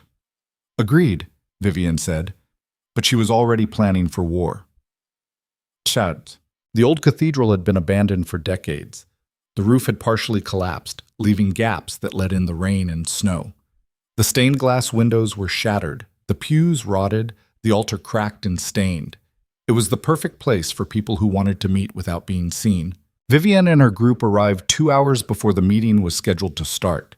They wore dark clothes and moved quietly through the ruins, finding positions where they could watch and listen without being spotted. Vivian positioned herself in the old choir loft, crouched behind the remains of a stone balustrade. Nathaniel was across from her, hidden in the shadows near a broken column. Marcus and 3 other investigators were scattered throughout the cathedral, each with a clear line of sight to the main floor. They waited. The sun set. The shadows deepened. The temperature dropped. until Vivian could see her breath in the air, her legs cramped from crouching. Her fingers went numb, but she did not move. Finally, footsteps echoed through the cathedral. The first to arrive was Lord Harcourt. He was a heavy-set man in his 50s, with thinning hair and a face like a bulldog. He walked with a cane, though Vivian suspected it was more affectation than necessity. 2 guards followed him, their hands on their sword hilts. Then came Lady Varick, thin and sharp-faced, with cold eyes and a mouth like a knife slash. Her husband had died under mysterious circumstances 5 years ago, leaving her a wealthy widow. She brought 4 guards. One by one, they arrived. Nobles Vivian recognized from court functions, men and women she had danced with at balls, people who had smiled to her face while plotting her destruction. 15 conspirators, 30 guards, all gathered in the ruins of a cathedral to decide her fate. Lord Harcourt raised his cane and tapped it against the stone floor 3 times. The sound echoed through the empty space. "We are here," Harcourt said, "because we have a problem. The Duchess Ashbourne has become too dangerous to ignore.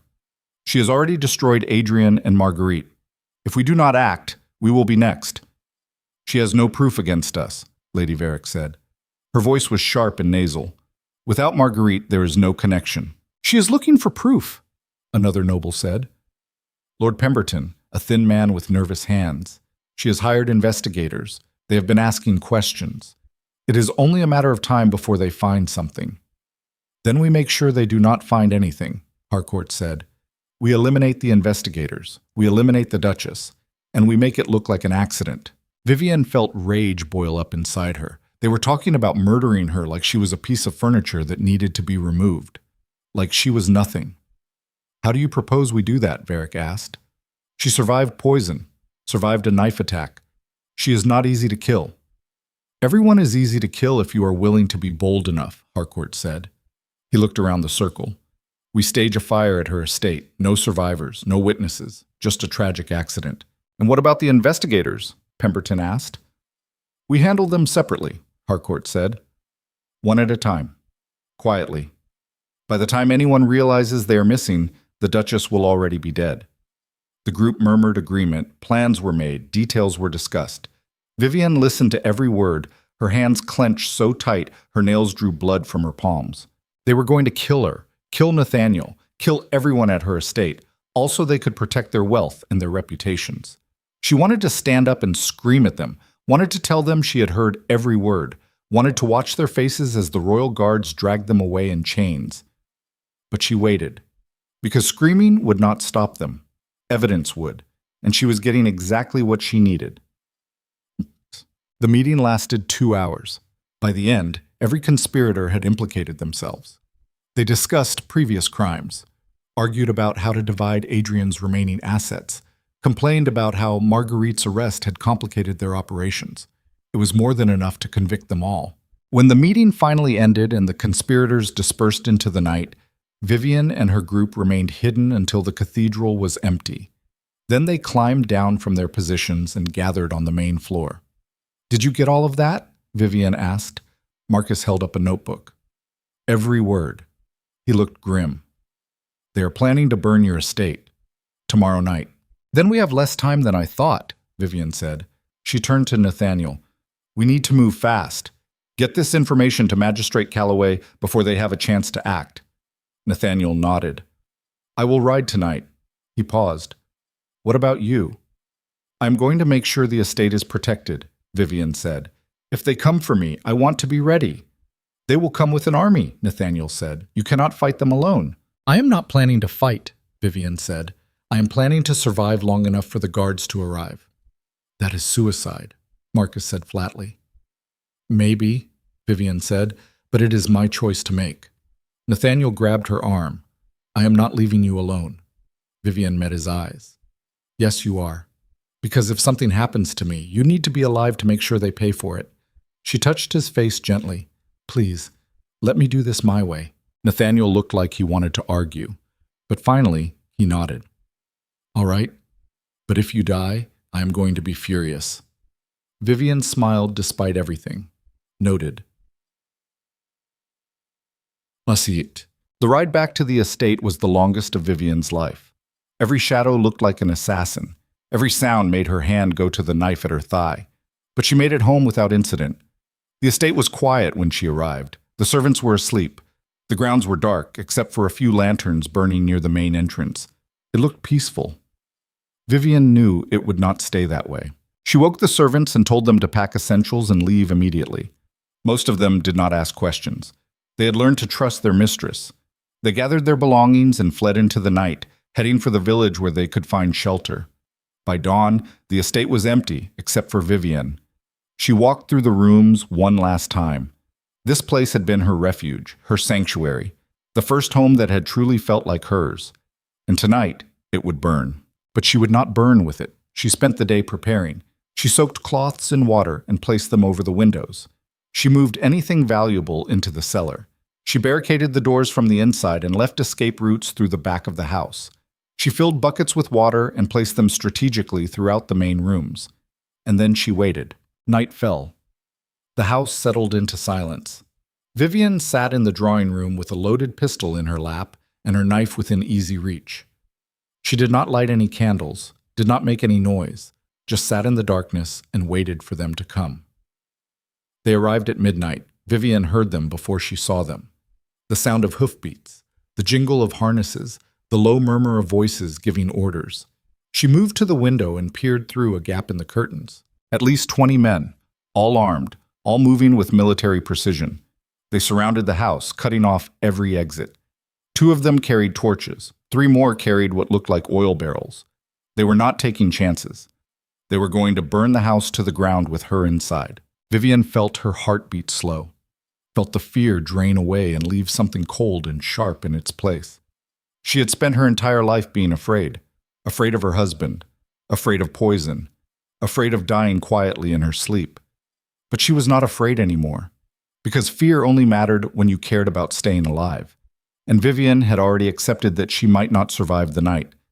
Once you made peace with death, it lost its power over you. She was free. The men outside began pouring oil around the foundation of the house. Vivian moved through the rooms quickly, staying low, staying quiet. She opened the barrels of water she had prepared and soaked more cloths.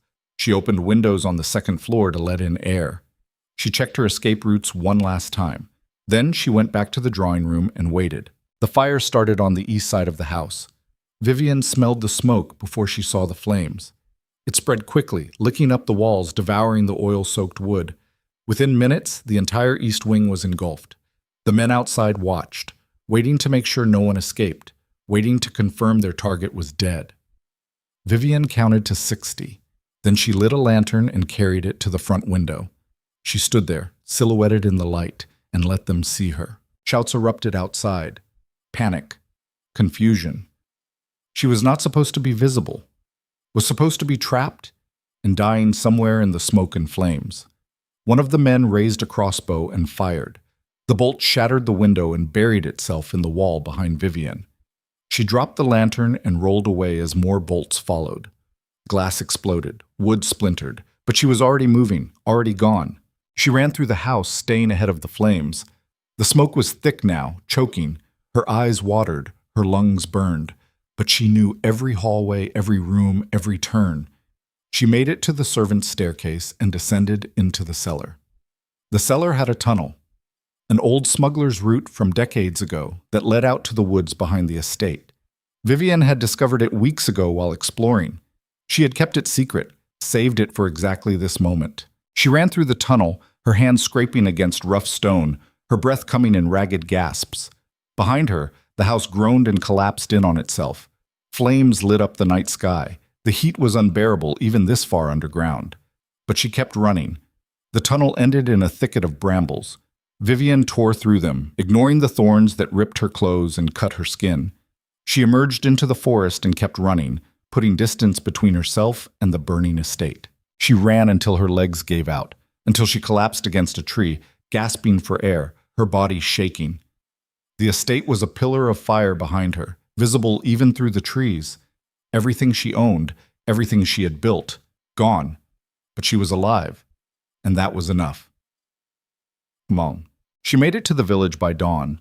Her clothes were torn and blackened with soot. Her hands were bleeding. Her throat felt like she had swallowed broken glass. but she was alive. The villagers took her in without question. They gave her water and bandages and a place to sleep. They asked no questions, just offered the kind of quiet, practical help that people give when they know something terrible has happened. Vivienne slept for 12 hours. When she woke, Nathaniel was sitting beside her bed. "I thought you were dead," he said quietly. His voice was rough. "When I saw the fire—" "I am hard to kill," Vivienne said. Her throat was raw. Every word hurt. Nathaniel closed his eyes and breathed out slowly. "The magistrate has arrested them. All of them. Every noble who was at that meeting." He opened his eyes and looked at her. "You did it. You won." Vivienne sat up slowly. Her body ached everywhere. "Did they confess?" "They are confessing now," Nathaniel said. When the guards showed up with evidence of their conspiracy, most of them broke immediately. They are all blaming each other, trying to cut deals. He smiled grimly. "It is chaos." Vivienne leaned back against the pillows. "Good. Let them destroy each other." "There is more," Nathaniel said. "The Crown is launching a full investigation into noble corruption. They are going through every estate, every account, every contract." He paused. "They are calling it the Ashbourne Reforms. After you." Vivienne laughed, then winced because it hurt. How ironic. The Ashbourne name destroys me and then immortalizes me. "You could go back to your family name," Nathaniel suggested. "Leave Ashbourne behind entirely." Vivienne considered it, but then she shook her head. "No. I earned this name. I survived it. I am keeping it." Nathaniel smiled. "That sounds like you." They sat in silence for a while. Outside, the village was waking up. People moved through the streets, going about their daily lives, unaware that the entire power structure of the kingdom was collapsing. "What will you do now?" Nathaniel asked. Vivienne thought about the foundation she had wanted to start, about the women who needed help, about the work that still needed to be done. But more than that, she thought about the house burning, about the moment she had stood in the window and let them see her, about the tunnel and the forest and the dawn breaking over the village. She had spent so long running, so long surviving, so long fighting just to stay alive. Maybe it was time to do something more than survive. "I'm going to rebuild," she said finally. "Not the estate. Something better." She looked at Nathaniel. "A place where women can come when they have nowhere else to go. A place where they can be safe. Where they can learn to fight back." "A school," Nathaniel said. "A fortress," Vivienne corrected. She smiled. "I am done playing defense. It is time to go on the offensive." Nathaniel took her hand. "Then I am with you. Whatever you need." Vivienne squeezed his hand. "Thank you." But even as she said it, even as she planned for the future, a small voice in the back of her mind whispered a warning. The conspirators had been caught. The corrupt nobles arrested. Justice had been served.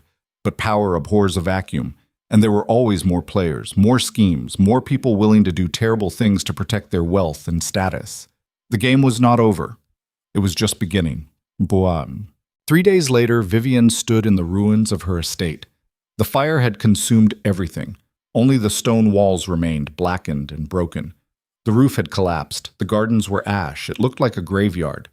Magistrate Calloway stood beside her, his expression grave. "The investigation is proceeding. We have arrested 23 nobles so far. More arrests are coming." "Good," Vivienne said. She walked through the ruins, her boots crunching on charred wood. "What about restitution?" "The Crown is seizing their assets," Calloway said. "Some of it will go to paying debts, but the rest will be distributed to their victims." He paused. "That includes you." Vivienne stopped walking. "How much?" "Enough to rebuild," Calloway said. "Enough to start fresh." He handed her a document. "The Crown has also granted you a title, Duchess in your own right. Not through marriage, through service to the kingdom." Vivienne took the document and read it slowly. It was official, sealed, her name in bold letters. Duchess Vivienne Ashbourne. No longer someone's wife, no longer someone's victim, just herself. "Thank you," she said quietly. "You earned it," Calloway said. He turned to leave, then paused. "There is one more thing. We found something in Lord Harcourt's estate, a letter addressed to you." He handed her a sealed envelope. The wax was unmarked. The paper was expensive. Vivienne broke the seal and unfolded the letter. The handwriting was elegant, familiar. It took her a moment to place it. Then her blood turned to ice. It was Marguerite's handwriting. The letter was short, just 3 lines. You think you have won, but there are always more players, always more moves. The game never ends, Duchess, and neither do I. Vivienne read it twice. Then she looked up at Calloway. When was this written? 3 days ago, Calloway said. His expression was grim. From her cell in the royal prison. She is supposed to be in isolation, Vivienne said. How did she send a letter? We do not know, Calloway admitted. We are investigating. But Duchess, Vivienne crumpled the letter in her fist. It does not matter. She looked at the ruins of her estate, then at the horizon where the sun was rising. Let her send her letters. Let her play her games. I am done being afraid. But as she walked away from the ruins, the crumpled letter still clutched in her hand, she could not shake the feeling that Marguerite was right. The game never ended. It just changed shape. That night, Vivienne sat alone in the room the villagers had given her. She stared at Marguerite's letter, smoothing out the wrinkles, reading the words over and over. There are always more players. She thought about Adrian, about Marguerite, about the conspiracy of nobles who had tried to burn her alive. She had defeated them all, had brought them to justice, had survived. But survival was not victory. Survival was just another form of running. And Vivienne was tired of running. She stood up and walked to the window. The night was clear. Stars scattered across the sky like diamonds. Somewhere out there, Marguerite sat in a prison cell, still plotting, still scheming, still convinced she could win. Somewhere out there, other conspirators were watching, waiting, planning their own moves. And Vivienne realized something. She could spend the rest of her life reacting, defending, surviving, fighting off one threat after another until eventually one of them succeeded. Or she could change the rules entirely. She had power now. A title, resources, the backing of the crown. She had survived things that should have killed her, had exposed corruption at the highest levels, had proven she could not be broken. She was done playing the victim. It was time to become something else, something dangerous. The foundation she had planned would still happen. The school, the refuge, all of it. But it would be more than that. It would be a network, a force, a counter to the corrupt nobles who thought they could do whatever they wanted because no one would stop them. Vivienne would stop them. Not by defending, by attacking, by becoming the thing they feared most, a woman who refused to die. She turned away from the window and began writing. Names, plans, strategies. By the time dawn broke, she had filled 10 pages. It was ambitious, dangerous, possibly insane, but it was also necessary, because Marguerite was right about one thing. The game never ended, but that did not mean Vivienne had to keep playing by their rules. The trial of the conspirators began 2 weeks later. It was held in the grand courtroom of the royal palace, with the king himself presiding. Every seat was filled. Journalists from across the kingdom packed the galleries. This was not just a trial, it was a reckoning. Vivienne sat in the front row, dressed in black, her face composed. Nathaniel sat beside her, his hand resting lightly on hers. One by one, the conspirators were brought before the court. Lord Harcourt, Lady Varick, Lord Pemberton. All of them looking smaller now, diminished, their faces pale with fear. The evidence was overwhelming. The transcripts from the cathedral meeting, the financial records seized from their estates, the testimony from servants and accountants and business partners who had finally found the courage to speak. Each conspirator was asked the same question. Do you confess to conspiracy, attempted murder, and corruption? Most of them did, their voices shaking, their eyes downcast. A few tried to defend themselves, to claim they had been forced or misled, but the evidence crushed them. By the end of the 3rd day, all 23 had been found guilty. The king stood to deliver sentencing. His voice rang through the courtroom, clear and firm. For crimes against the crown and against the people of this kingdom, I hereby strip these individuals of their titles, their lands, and their freedom. They will spend the remainder of their lives in prison with no possibility of pardon. The courtroom erupted. Some people cheered, others wept. The nobles who had escaped prosecution sat in stunned silence, realizing how close they had come to the same fate. Vivienne felt nothing. No triumph, no satisfaction, just a cold, hollow certainty that this was not the end. It was just the beginning. As the crowd dispersed and the conspirators were led away in chains, Vivian stood to leave, but a royal guard approached and bowed. Duchess Ashbourne. His Majesty requests an audience. Vivian glanced at Nathaniel, who nodded. She followed the guard through the palace corridors to a private chamber. The king sat at a desk, looking older and more tired than he had in the courtroom. "Duchess," he said, "please sit." Vivian sat. She waited. The king studied her for a long moment. "You have done this kingdom a great service. You exposed corruption that ran deeper than anyone realized. You risked your life to bring these criminals to justice." He paused. "I want to offer you a position." Vivian raised an eyebrow. "What kind of position?" "Advisor to the crown on matters of reform," the king said.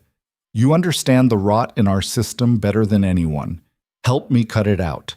Help me build something better." Vivian considered the offer. It was tempting. Power, influence, the chance to make real change from the inside. But she also knew how these things worked. Advisors were controlled, limited, polite, and Vivian was done being polite. "I appreciate the offer, Your Majesty," she said carefully, "but I have other plans." The king frowned. "What plans?" "I am going to build something outside the system," Vivian said. "A network of women who have been victimized by corrupt men. I'm going to train them, protect them, and help them fight back." "That sounds like vigilantism," the king said. "That sounds like justice," Vivian corrected. She met his eyes. "Your system failed me, Your Majesty. It failed Catherine. It failed countless other women who died quietly because no one believed them or cared enough to help. I am not waiting for the system to fix itself. I am building something new." The king was silent for a long moment. Then he smiled faintly. "You are a dangerous woman, Duchess Ashbourne." "Yes," Vivian said. "I am." "Very well," the king said. "I will not stop you, but I will be watching. And if your network crosses the line, I will answer for it," Vivian said, "just as you answer for the corruption you allowed to flourish in your court." The king's smile faded, dismissed. Vivian stood, bowed, and left. Outside, Nathaniel was waiting. "Well, I just told the king to go to hell," Vivian said. "More or less." Nathaniel laughed. "That is my Duchess." They walked through the palace together, out into the late afternoon sun. The city stretched out before them, alive and chaotic and full of possibility. "Where do we start?" Nathaniel asked. Vivian thought about the women she wanted to help, the systems she wanted to dismantle, the empire she wanted to build. And she thought about Marguerite sitting in her cell, still convinced she could win. "We start," Vivian said, "by making sure no woman ever has to survive what I survived." She looked at Nathaniel. "And then we hunt down everyone who enabled it."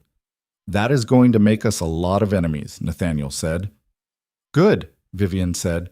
"I am tired of fighting defensive wars." They walked down the palace steps and into the crowded streets. Behind them, the trial ended. The conspirators were imprisoned. Justice, such as it was, had been served. But ahead of them, the real work was just beginning, and Vivian was ready. That night, in her cell, Marguerite received a visitor. It was unusual. Prisoners in isolation were not supposed to have visitors, but the guard who escorted the figure was new, easily bribed, and the visitor moved through the shadows like smoke. They stood outside Marguerite's cell, their face hidden by a hood. "The Duchess survived," the figure said. Their voice was distorted, impossible to identify. "And your network is compromised." Marguerite smiled. "Of course she survived. I would have been disappointed if she had not." She leaned closer to the bars. "Did you think I actually wanted her dead?" The figure did not respond. "She is more useful alive," Marguerite continued. "Angry, dangerous, building her little empire of broken women." She laughed softly. "Do you not see?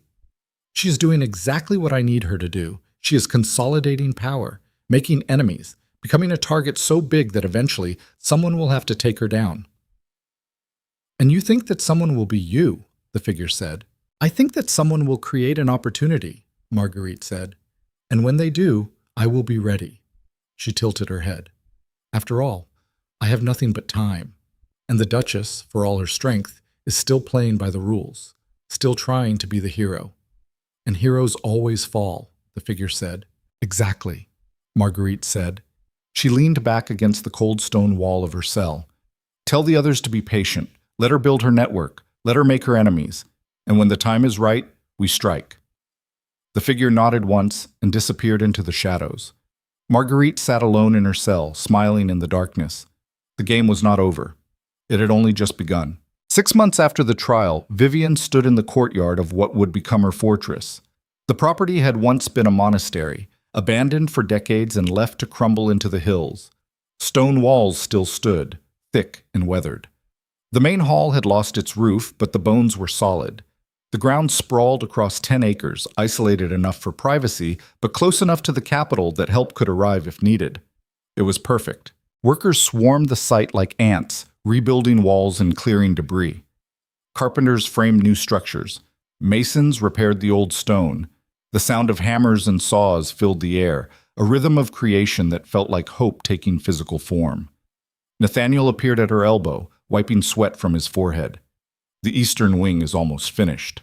We should be able to house 30 women by the end of the month. Vivienne nodded, her eyes scanning the progress. What about security? Guards are hired. Former soldiers, all of them. Loyal.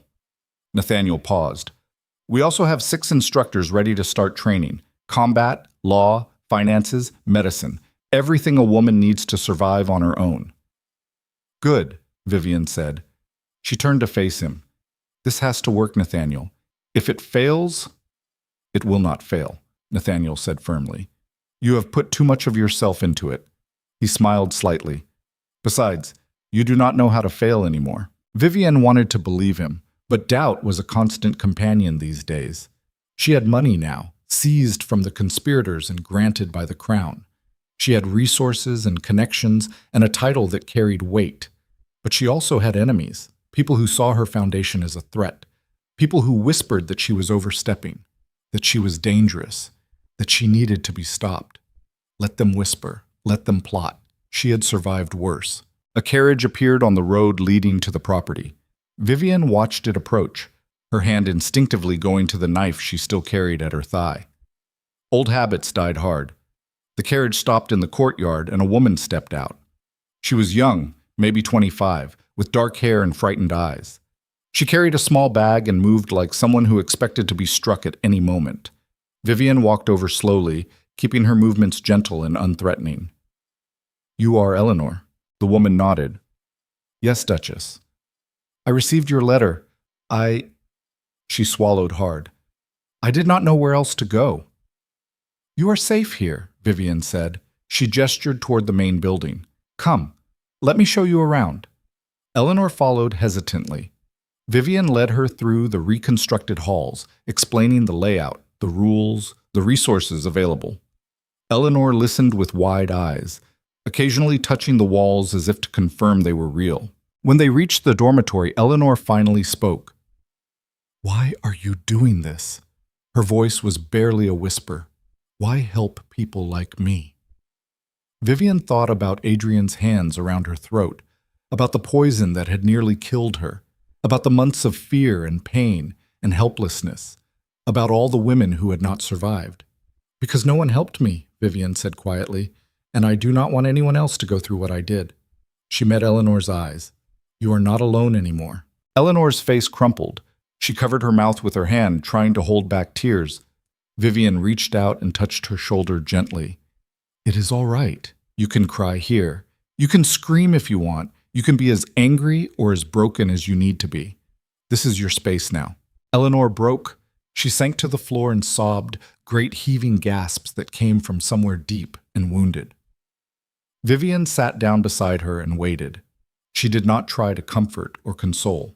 She just sat there, a steady presence, until Eleanor had cried herself out. When Eleanor finally looked up, her eyes were red and swollen but clearer. Thank you, she whispered. Do not thank me yet, Vivienne said. She stood and offered her hand. Thank me when you are strong enough to walk away and never need this place again. Eleanor took her hand and stood. I will. Good, Vivienne said. Now, Let me introduce you to the others. By the end of the month, the fortress housed 43 women. They came from all walks of life: noble women fleeing abusive husbands, servants escaping masters who saw them as property, widows whose families had stolen their inheritances, young girls sold into marriages they did not want. Each had a story that made Vivian's blood boil. Each had survived something that should have broken them, and each one was determined to never be a victim again. The training was brutal. Physical combat in the mornings, legal education in the afternoons, financial literacy in the evenings. The instructors pushed hard, and the women pushed back harder. They learned to fight with knives and swords, learned to argue in court, learned to manage money and property, learned to survive without depending on any man. Vivian watched them transform, watched frightened women become fierce, watched broken girls become warriors. It was the most satisfying thing she had ever witnessed, but it was also exhausting. Running the fortress demanded everything. Vivian worked from dawn until long past midnight, managing logistics and finances and security. She met with lawyers and accountants and guards. She interviewed new arrivals and counseled women who struggled with nightmares and trauma. She barely slept, barely ate, barely had time to breathe. Nathaniel worried. He told her constantly that she was working too hard, that she needed to rest, that she could not save everyone. But Vivian could not stop, because every woman she turned away might be the next one to die. Every day she rested was another day someone suffered. The work consumed her, but it also gave her purpose. After spending so long just trying to survive, it felt good to have a reason to live. And then the letters started arriving. The first came from a noblewoman Vivian had never met. It was polite but cold. It suggested that the fortress was inappropriate, that it was encouraging women to abandon their duties, that it was damaging the social order. Vivian threw it in the fire. More letters followed, from lords who saw the fortress as a threat to their authority, from ladies who worried about their own reputations being tainted by association, from merchants who feared losing business if noble families disapproved. Vivian ignored them all. But then the attacks started. The first attack came on a cold night in early winter. Vivian was in her office reviewing accounts when the alarm bell rang. She grabbed her knife and ran toward the sound. The eastern wall. Someone had tried to scale it and been spotted by the guards. By the time she arrived, the intruder was dead. An arrow through the throat. He lay sprawled in the mud, his face pale in the moonlight. He wore no insignia, no identifying marks, just dark clothes and a crossbow. "Search him," Vivian ordered. The guards found nothing, no papers, no letters, no clues about who had sent him, just a professional killer with no identity. "This is a warning," Nathaniel said. He stood beside Vivian, staring down at the body. "Someone is testing your defenses." "Then we make sure they regret it," Vivian said. They doubled the guards, increased patrols, built additional fortifications. But Vivian knew it was only a matter of time before the next attack came. It happened 2 weeks later. 3 men with torches tried to set fire to the southern dormitory. The guards caught them before they could do more than scorch some wood. Under interrogation, one of them broke. He admitted he had been hired by a nobleman whose wife had fled to the fortress. The nobleman wanted her back, wanted to punish Vivian for harboring her. Vivian had the man's testimony documented and sent to the magistrate along with a formal complaint. The nobleman was arrested within days. His wife divorced him and took half his fortune. But the message was sent. "Touch the women under my protection, and I will destroy you." The attack slowed, but the letters continued, and Vivian knew the real threat was not assassins in the night. It was politics. It was pressure. It was powerful people working behind the scenes to undermine everything she had built. She needed allies, needed people with influence who could push back against the nobles who wanted her gone. And there was only one person she could think of with that kind of power. The prison where Marguerite was held was a fortress in its own right. Stone walls 3 feet thick, iron doors, guards at every corner. No one escaped from here. No one even tried. Vivian had not visited since Marguerite's imprisonment, had not wanted to see that cold, calculating face ever again. But now she needed answers, needed to understand the game Marguerite was still playing from inside her cell, because Vivian knew the attacks were connected to Marguerite somehow. knew that woman was still pulling strings even from behind bars. The guard escorted Vivian down narrow stone corridors that smelled like mildew and despair. They stopped at a cell near the end. Through the bars, Vivian could see Marguerite sitting on a narrow cot, reading a book by candlelight. Marguerite looked up and smiled. Duchess Ashbourne. What a pleasant surprise. Vivienne stepped closer to the bars but did not touch them. I want to know who you are working with. Marguerite set down her book. Straight to business. How refreshing. She stood and walked to the bars, her movements graceful despite the chains on her ankles. Why would you think I am working with anyone? Because the attacks on my fortress are too coordinated, Vivienne said. Too well funded. Someone with resources is backing them. And you are the only person with motive and connections. Marguerite smiled. You give me too much credit, Duchess. I am just a prisoner now, powerless and forgotten. You have never been powerless, Vivienne said, and you are too smart to give up. She leaned closer. Tell me who is funding the attacks and I will make sure you get better conditions. More books. Better food. Maybe even a window. Marguerite laughed, the sound sharp and cold. You think I want better food? You think I care about a window? She shook her head. You still do not understand, do you? This was never about comfort or wealth or survival. It was always about power, about proving I was smarter than everyone else. Then prove it now, Vivienne said. Tell me who is working against me, and I will acknowledge you won. Marguerite studied her face for a long moment. Then she said, Very well. I will tell you. But not because I want your acknowledgement, because I want to watch what happens next. She leaned closer to the bars and lowered her voice. The attacks are being funded by a coalition of nobles who see your fortress as a threat to their power. They meet in secret. They call themselves the Order of the Raven, and they are planning something much bigger than a few hired killers. What are they planning? Vivienne asked. Marguerite smiled. They are planning to have you arrested for treason. Vivienne felt her stomach drop. Treason. They are going to claim you are running an illegal militia, Marguerite said, that you are training women to rebel against their rightful lords, that you are inciting violence and undermining the crown. She tilted her head.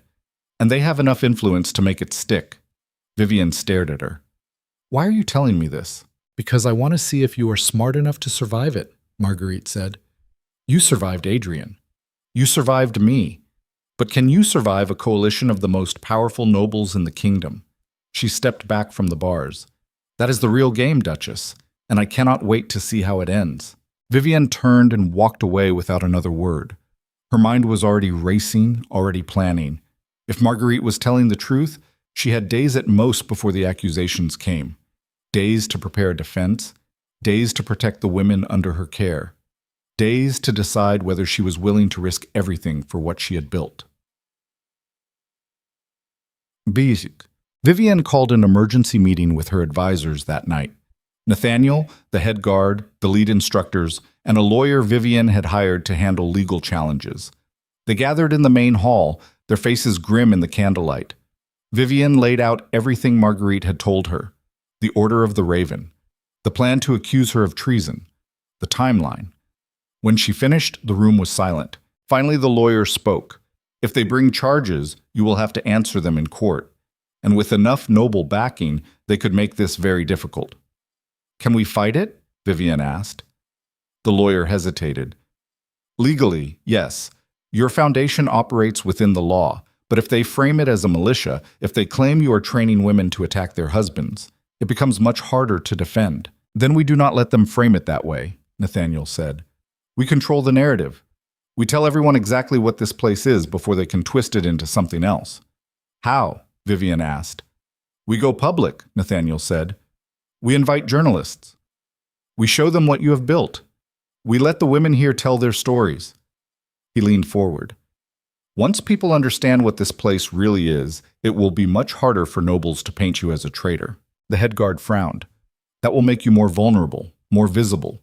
It could accelerate their timeline. Good, Vivienne said. Let them come.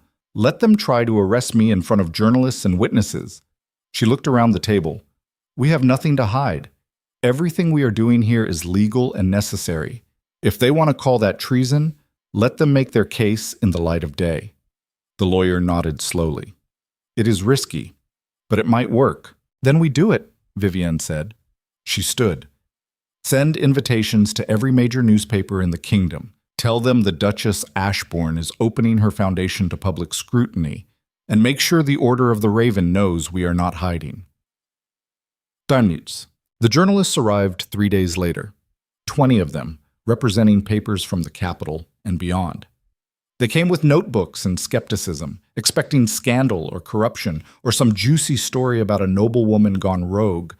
What they found was something else entirely. Vivienne gave them a tour of the fortress, showed them the dormitories where women lived in safety, the training yards where they learned to defend themselves, the classrooms where they studied law and finance, the medical wing where they recovered from injuries both physical and psychological. And then she let the women speak. One by one, they told their stories. Eleanor spoke about the husband who had beaten her and threatened to kill her if she left. Another woman described being sold into marriage at 15 to a man 3 times her age. A noblewoman explained how her own family had tried to have her declared insane so they could take her inheritance. The journalists listened. Some took notes furiously. Others just stared, their faces pale with shock. These were not the stories of hysterical women or rebels.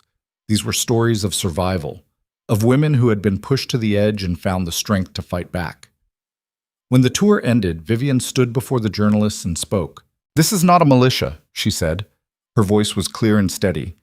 "This is a refuge, a place where women can come when they have nowhere else to turn. We teach them to defend themselves because the law will not. We teach them to manage their own finances because their husbands and fathers will not. We give them the tools to survive because no one else will." She paused, looking at each journalist in turn. "If that is treason," she said, "then I'm guilty. But I will not apologize for saving lives." The room was silent for a long moment. Then one journalist raised his hand. "What do you say to the nobles who claim you are undermining the social order?" "I say the social order is broken," Vivienne replied, "and I am tired of watching women die to preserve it." The interview continued for another hour. The journalists asked hard questions. Vivienne answered honestly. She held nothing back. No spin, no careful political language, just the truth, raw and unflinching. When they finally left, Nathaniel found her standing in the courtyard, staring at the sunset. "That was either brilliant or suicidal," he said. "Probably both," Vivienne replied. She turned to face him. "Do you think it worked?" "We will find out soon enough," Nathaniel said.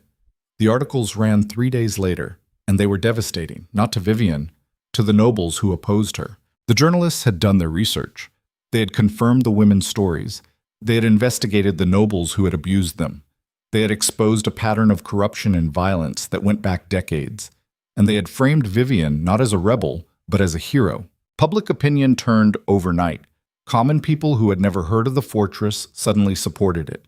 Merchants donated supplies. Former soldiers volunteered to work as guards. Women from across the kingdom sent letters asking for help or offering assistance. The Order of the Raven tried to push forward with their treason charges anyway. But when they brought their accusations to the magistrate, they were laughed out of the office. The evidence was too thin, the public support too strong. The Crown itself issued a statement praising Vivienne's work and granting official recognition to the foundation. The conspiracy collapsed. Several members of the order were exposed and forced to resign their positions. Others quietly withdrew their support and pretended they had never been involved. Within a month, the threat was over. Vivienne had won again. But this time, the victory felt different, heavier, because she knew it would not be the last fight. Knew there would always be more enemies, more threats, more people who saw her work as dangerous. And she would have to face them all, over and over, for as long as she kept fighting. The question was, could she sustain it? Oh. Winter gave way to spring. The fortress continued to grow. More women arrived. More buildings were constructed.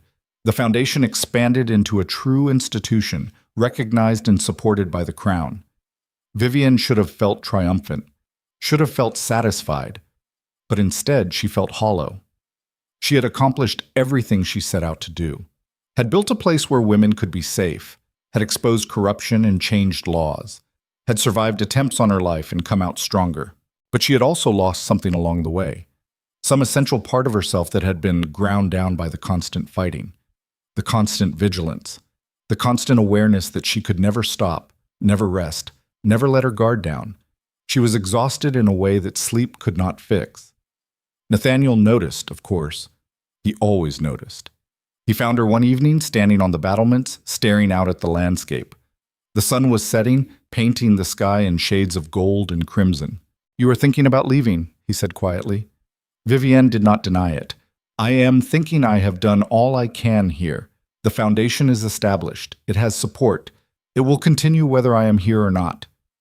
"So you want to walk away," Nathaniel said. His voice was carefully neutral. "I want to stop fighting," Vivienne said. She turned to face him. "I have been fighting for so long I do not remember what it feels like to just live, to wake up and not immediately start planning how to survive the day." Nathaniel was quiet for a moment. Then he said, "What would you do if you left?" "I do not know," Vivienne admitted. "Travel, maybe. See parts of the world that are not trying to kill me." She smiled faintly. "Sleep for a week straight." "That sounds nice," Nathaniel said. "Come with me," Vivienne said suddenly.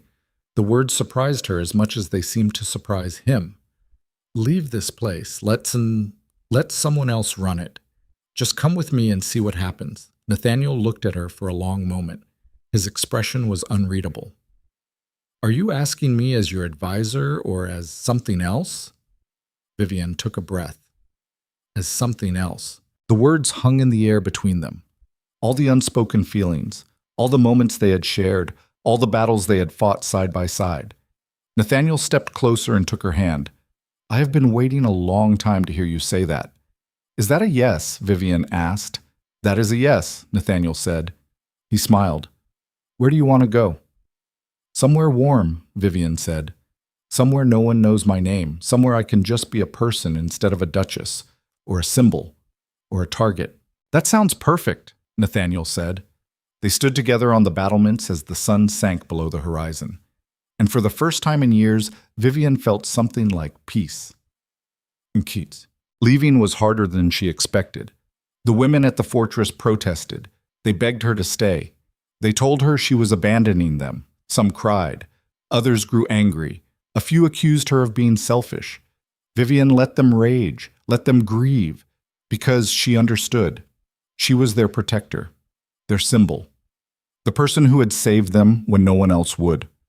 Losing her felt like losing safety itself. But she could not stay just because they wanted her to, could not sacrifice herself endlessly just to make others feel secure. So she appointed a new director, a woman named Helena, who had been one of the first to arrive at the fortress. Helena was strong and smart and compassionate. She understood what the women needed because she had needed it herself. She would do well. Vivienne spent her last weeks training Helena, teaching her everything about running the foundation, introducing her to contacts and allies, making sure the transition would be smooth. And then, on a bright morning in early summer, Vivienne and Nathaniel rode away from the fortress. They did not look back. What? They traveled for months, south first, into warmer climates where the sun actually felt warm instead of distant and cold. They stayed in small villages where no one recognized them. They ate simple food and slept in ordinary inns and lived like normal people. It was strange at first. Vivienne kept reaching for the knife at her thigh, kept scanning crowds for threats that were not there. Old habits were hard to break, but slowly, gradually, she began to relax. She learned to laugh again, learned to sleep through the night without nightmares, learned to think about the future without immediately planning for disaster. And she learned to be with Nathaniel, not as allies or partners in survival, but as two people who had found each other in the wreckage and decided to build something new. They reached the coast after 3 months of travel, a small fishing village where the ocean stretched out forever and the air smelled like salt and possibility. They rented a cottage on the edge of town. It was small and simple and perfect. On their first night there, they sat on the beach and watched the waves roll in. The sky was full of stars. The world felt infinite. "Do you regret leaving?" Nathaniel asked. Vivienne thought about it. "No. I needed to leave, needed to remember who I was before all of this." She looked at him. "Do you regret coming with me?" "Not even a little," Nathaniel said. He took her hand. "I would follow you anywhere." Vivienne squeezed his hand. "Even here. To the middle of nowhere." "Especially here," Nathaniel said. This is the first place we have been where we are not running from something or fighting for something. We are just here, just us. Vivienne leaned her head on his shoulder. Just us. That sounds perfect. They sat in silence for a while, listening to the waves. And Vivienne realized something. She had spent so long believing that strength meant never stopping, never resting, never letting go. That survival required constant vigilance and endless fighting. But maybe real strength was knowing when to stop, knowing when you had done enough, knowing that you could not save everyone and that trying would only destroy you. Maybe the bravest thing she had ever done was walking away. A year passed, then two. News from the capital reached them occasionally. The foundation was thriving. Helena had expanded it into 3 additional locations. More women were being saved. More laws were being changed. The work continued without Vivienne, and that was exactly as it should be, because she had never wanted to be indispensable, had never wanted to build something that could not exist without her. She had wanted to create something that would outlast her, something that would keep helping people long after she was gone. She had succeeded. In the village, Vivienne became known simply as Viv, a woman who had retired from some important job in the capital and wanted peace. People respected her privacy. They greeted her in the market and invited her to festivals but did not pry into her past. She liked it that way. She and Nathaniel married quietly on the beach one sunset. No guests, no ceremony, just the two of them and the waves, and a promise to keep choosing each other every day. Life became simple. Vivienne helped the local fishermen with their accounts. Nathaniel taught reading to the village children. They grew a small garden. They walked on the beach every evening. They built a life that had nothing to do with power or politics or survival. And Vivienne was happy, not the bright, fierce happiness of victory, but the quiet, steady happiness of contentment, of waking up next to someone you loved and knowing the day ahead would be ordinary and safe. She had spent so long chasing justice and fighting battles that she had forgotten what it felt like to simply live. Now she remembered. But peace, Vivienne learned, was not the same as forgetting. She still thought about Adrian sometimes, about the poison and the knife and the moment she had thought she would die. She still carried scars, physical and otherwise. Still had nightmares occasionally where she woke up choking, her hands clawing at a throat that was not being squeezed. And she still thought about Marguerite. 3 years after leaving the capital, Vivienne received a letter. It was forwarded through a series of contacts, carefully anonymized to protect her location. The handwriting was familiar. Marguerite. Vivienne stared at the envelope for a long time before opening it. Part of her wanted to burn it without reading, wanted to refuse to let that woman back into her life even through words on paper. But curiosity won. She opened the letter. It was short, just a few lines. Duchess. Or should I say Viv? I hear you have found peace. I am glad, truly. You earned it more than anyone I have ever known. I am writing to tell you that I am dying. Illness, slow and inevitable. The doctors say I have months at most. I do not fear death. I fear being forgotten. So I am writing to the one person who will remember me not as a monster, but as a player in the game we both lost and won. You were my greatest opponent, my greatest disappointment, and in some strange way, my greatest success, because you survived. And that was always the point. Good luck with whatever comes next. M. Vivienne read the letter 3 times. Then she folded it carefully and placed it in a box where she kept other mementos. A piece of the ring that had started everything, a copy of the testimony that had destroyed Adrian, a newspaper clipping about the foundation, evidence of a life she had lived, battles she had fought, a person she had been, but no longer was. She walked down to the beach and found Nathaniel sitting on their usual rock, watching the sunset. "Everything all right?" he asked. Vivienne sat beside him. "Marguerite is dying." Nathaniel was quiet for a moment. "How do you feel about that?" "I do not know," Vivienne admitted. "Part of me wants to feel satisfied, justice served, but mostly I just feel tired." She looked at the horizon. She was a monster, but she was also right about one thing. The game never ends. There is always another player, another fight, another battle. She turned to Nathaniel. "I am glad I'm not playing anymore." Nathaniel put his arm around her. Me too. They sat together as the sun sank below the water, and Vivian thought about all the women she had saved, all the lives she had changed, all the battles she had fought. She had not saved everyone, had not changed the entire world, but she had done enough, had fought long enough and hard enough that others could carry the torch forward. And now, finally, she could rest. Not because she had won completely, but because she had learned that some battles were meant to be passed on. That one person could not fix everything broken in the world. That survival was not just about fighting until you won, but about knowing when to let go. She had spent so long trying to be invincible, trying to be strong enough and smart enough and fierce enough to overcome everything. But the real strength had been learning to be human, to acknowledge her limits, to accept that she had done her part and that was enough. The sun disappeared below the horizon. Stars began to appear. The world kept turning, indifferent to the small dramas of human life. And Vivian, for the first time in years, felt truly free. Marguerite died 6 months later. Vivienne learned about it from a brief notice in a newspaper someone brought to the village. The obituary was cold and factual. Lady Marguerite Dulaine died in prison, no surviving family, buried in an unmarked grave. A life that had burned so bright and twisted, reduced to 2 sentences.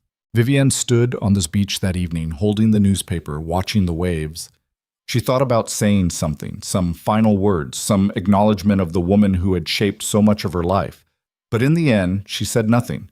Just let the newspaper slip from her fingers and blow away in the wind. Some people did not deserve eulogies, did not deserve to be remembered with kindness or forgiveness.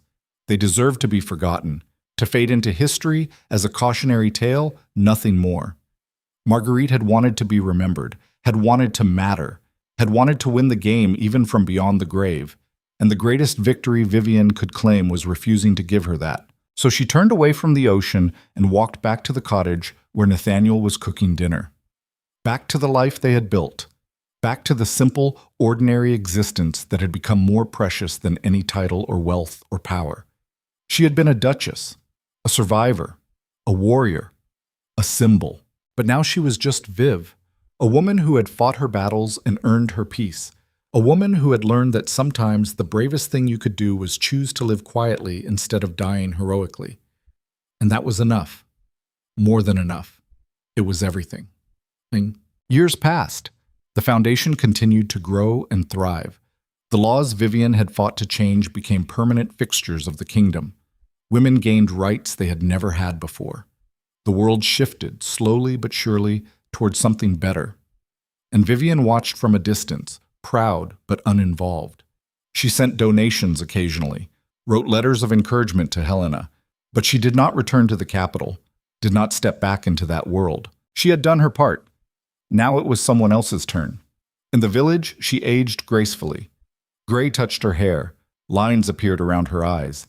Her body grew softer, less vigilant.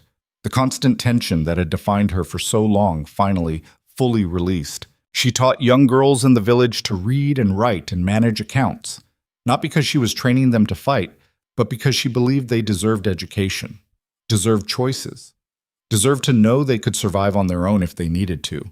And she loved Nathaniel with a quiet, steady intensity that had nothing to do with drama or danger.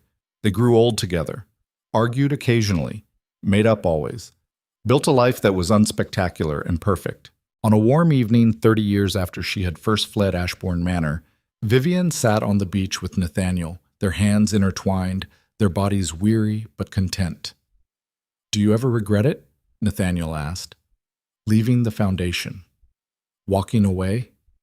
Vivienne thought about it. "No. I needed to walk away. Needed to prove to myself that I was more than the trauma I survived."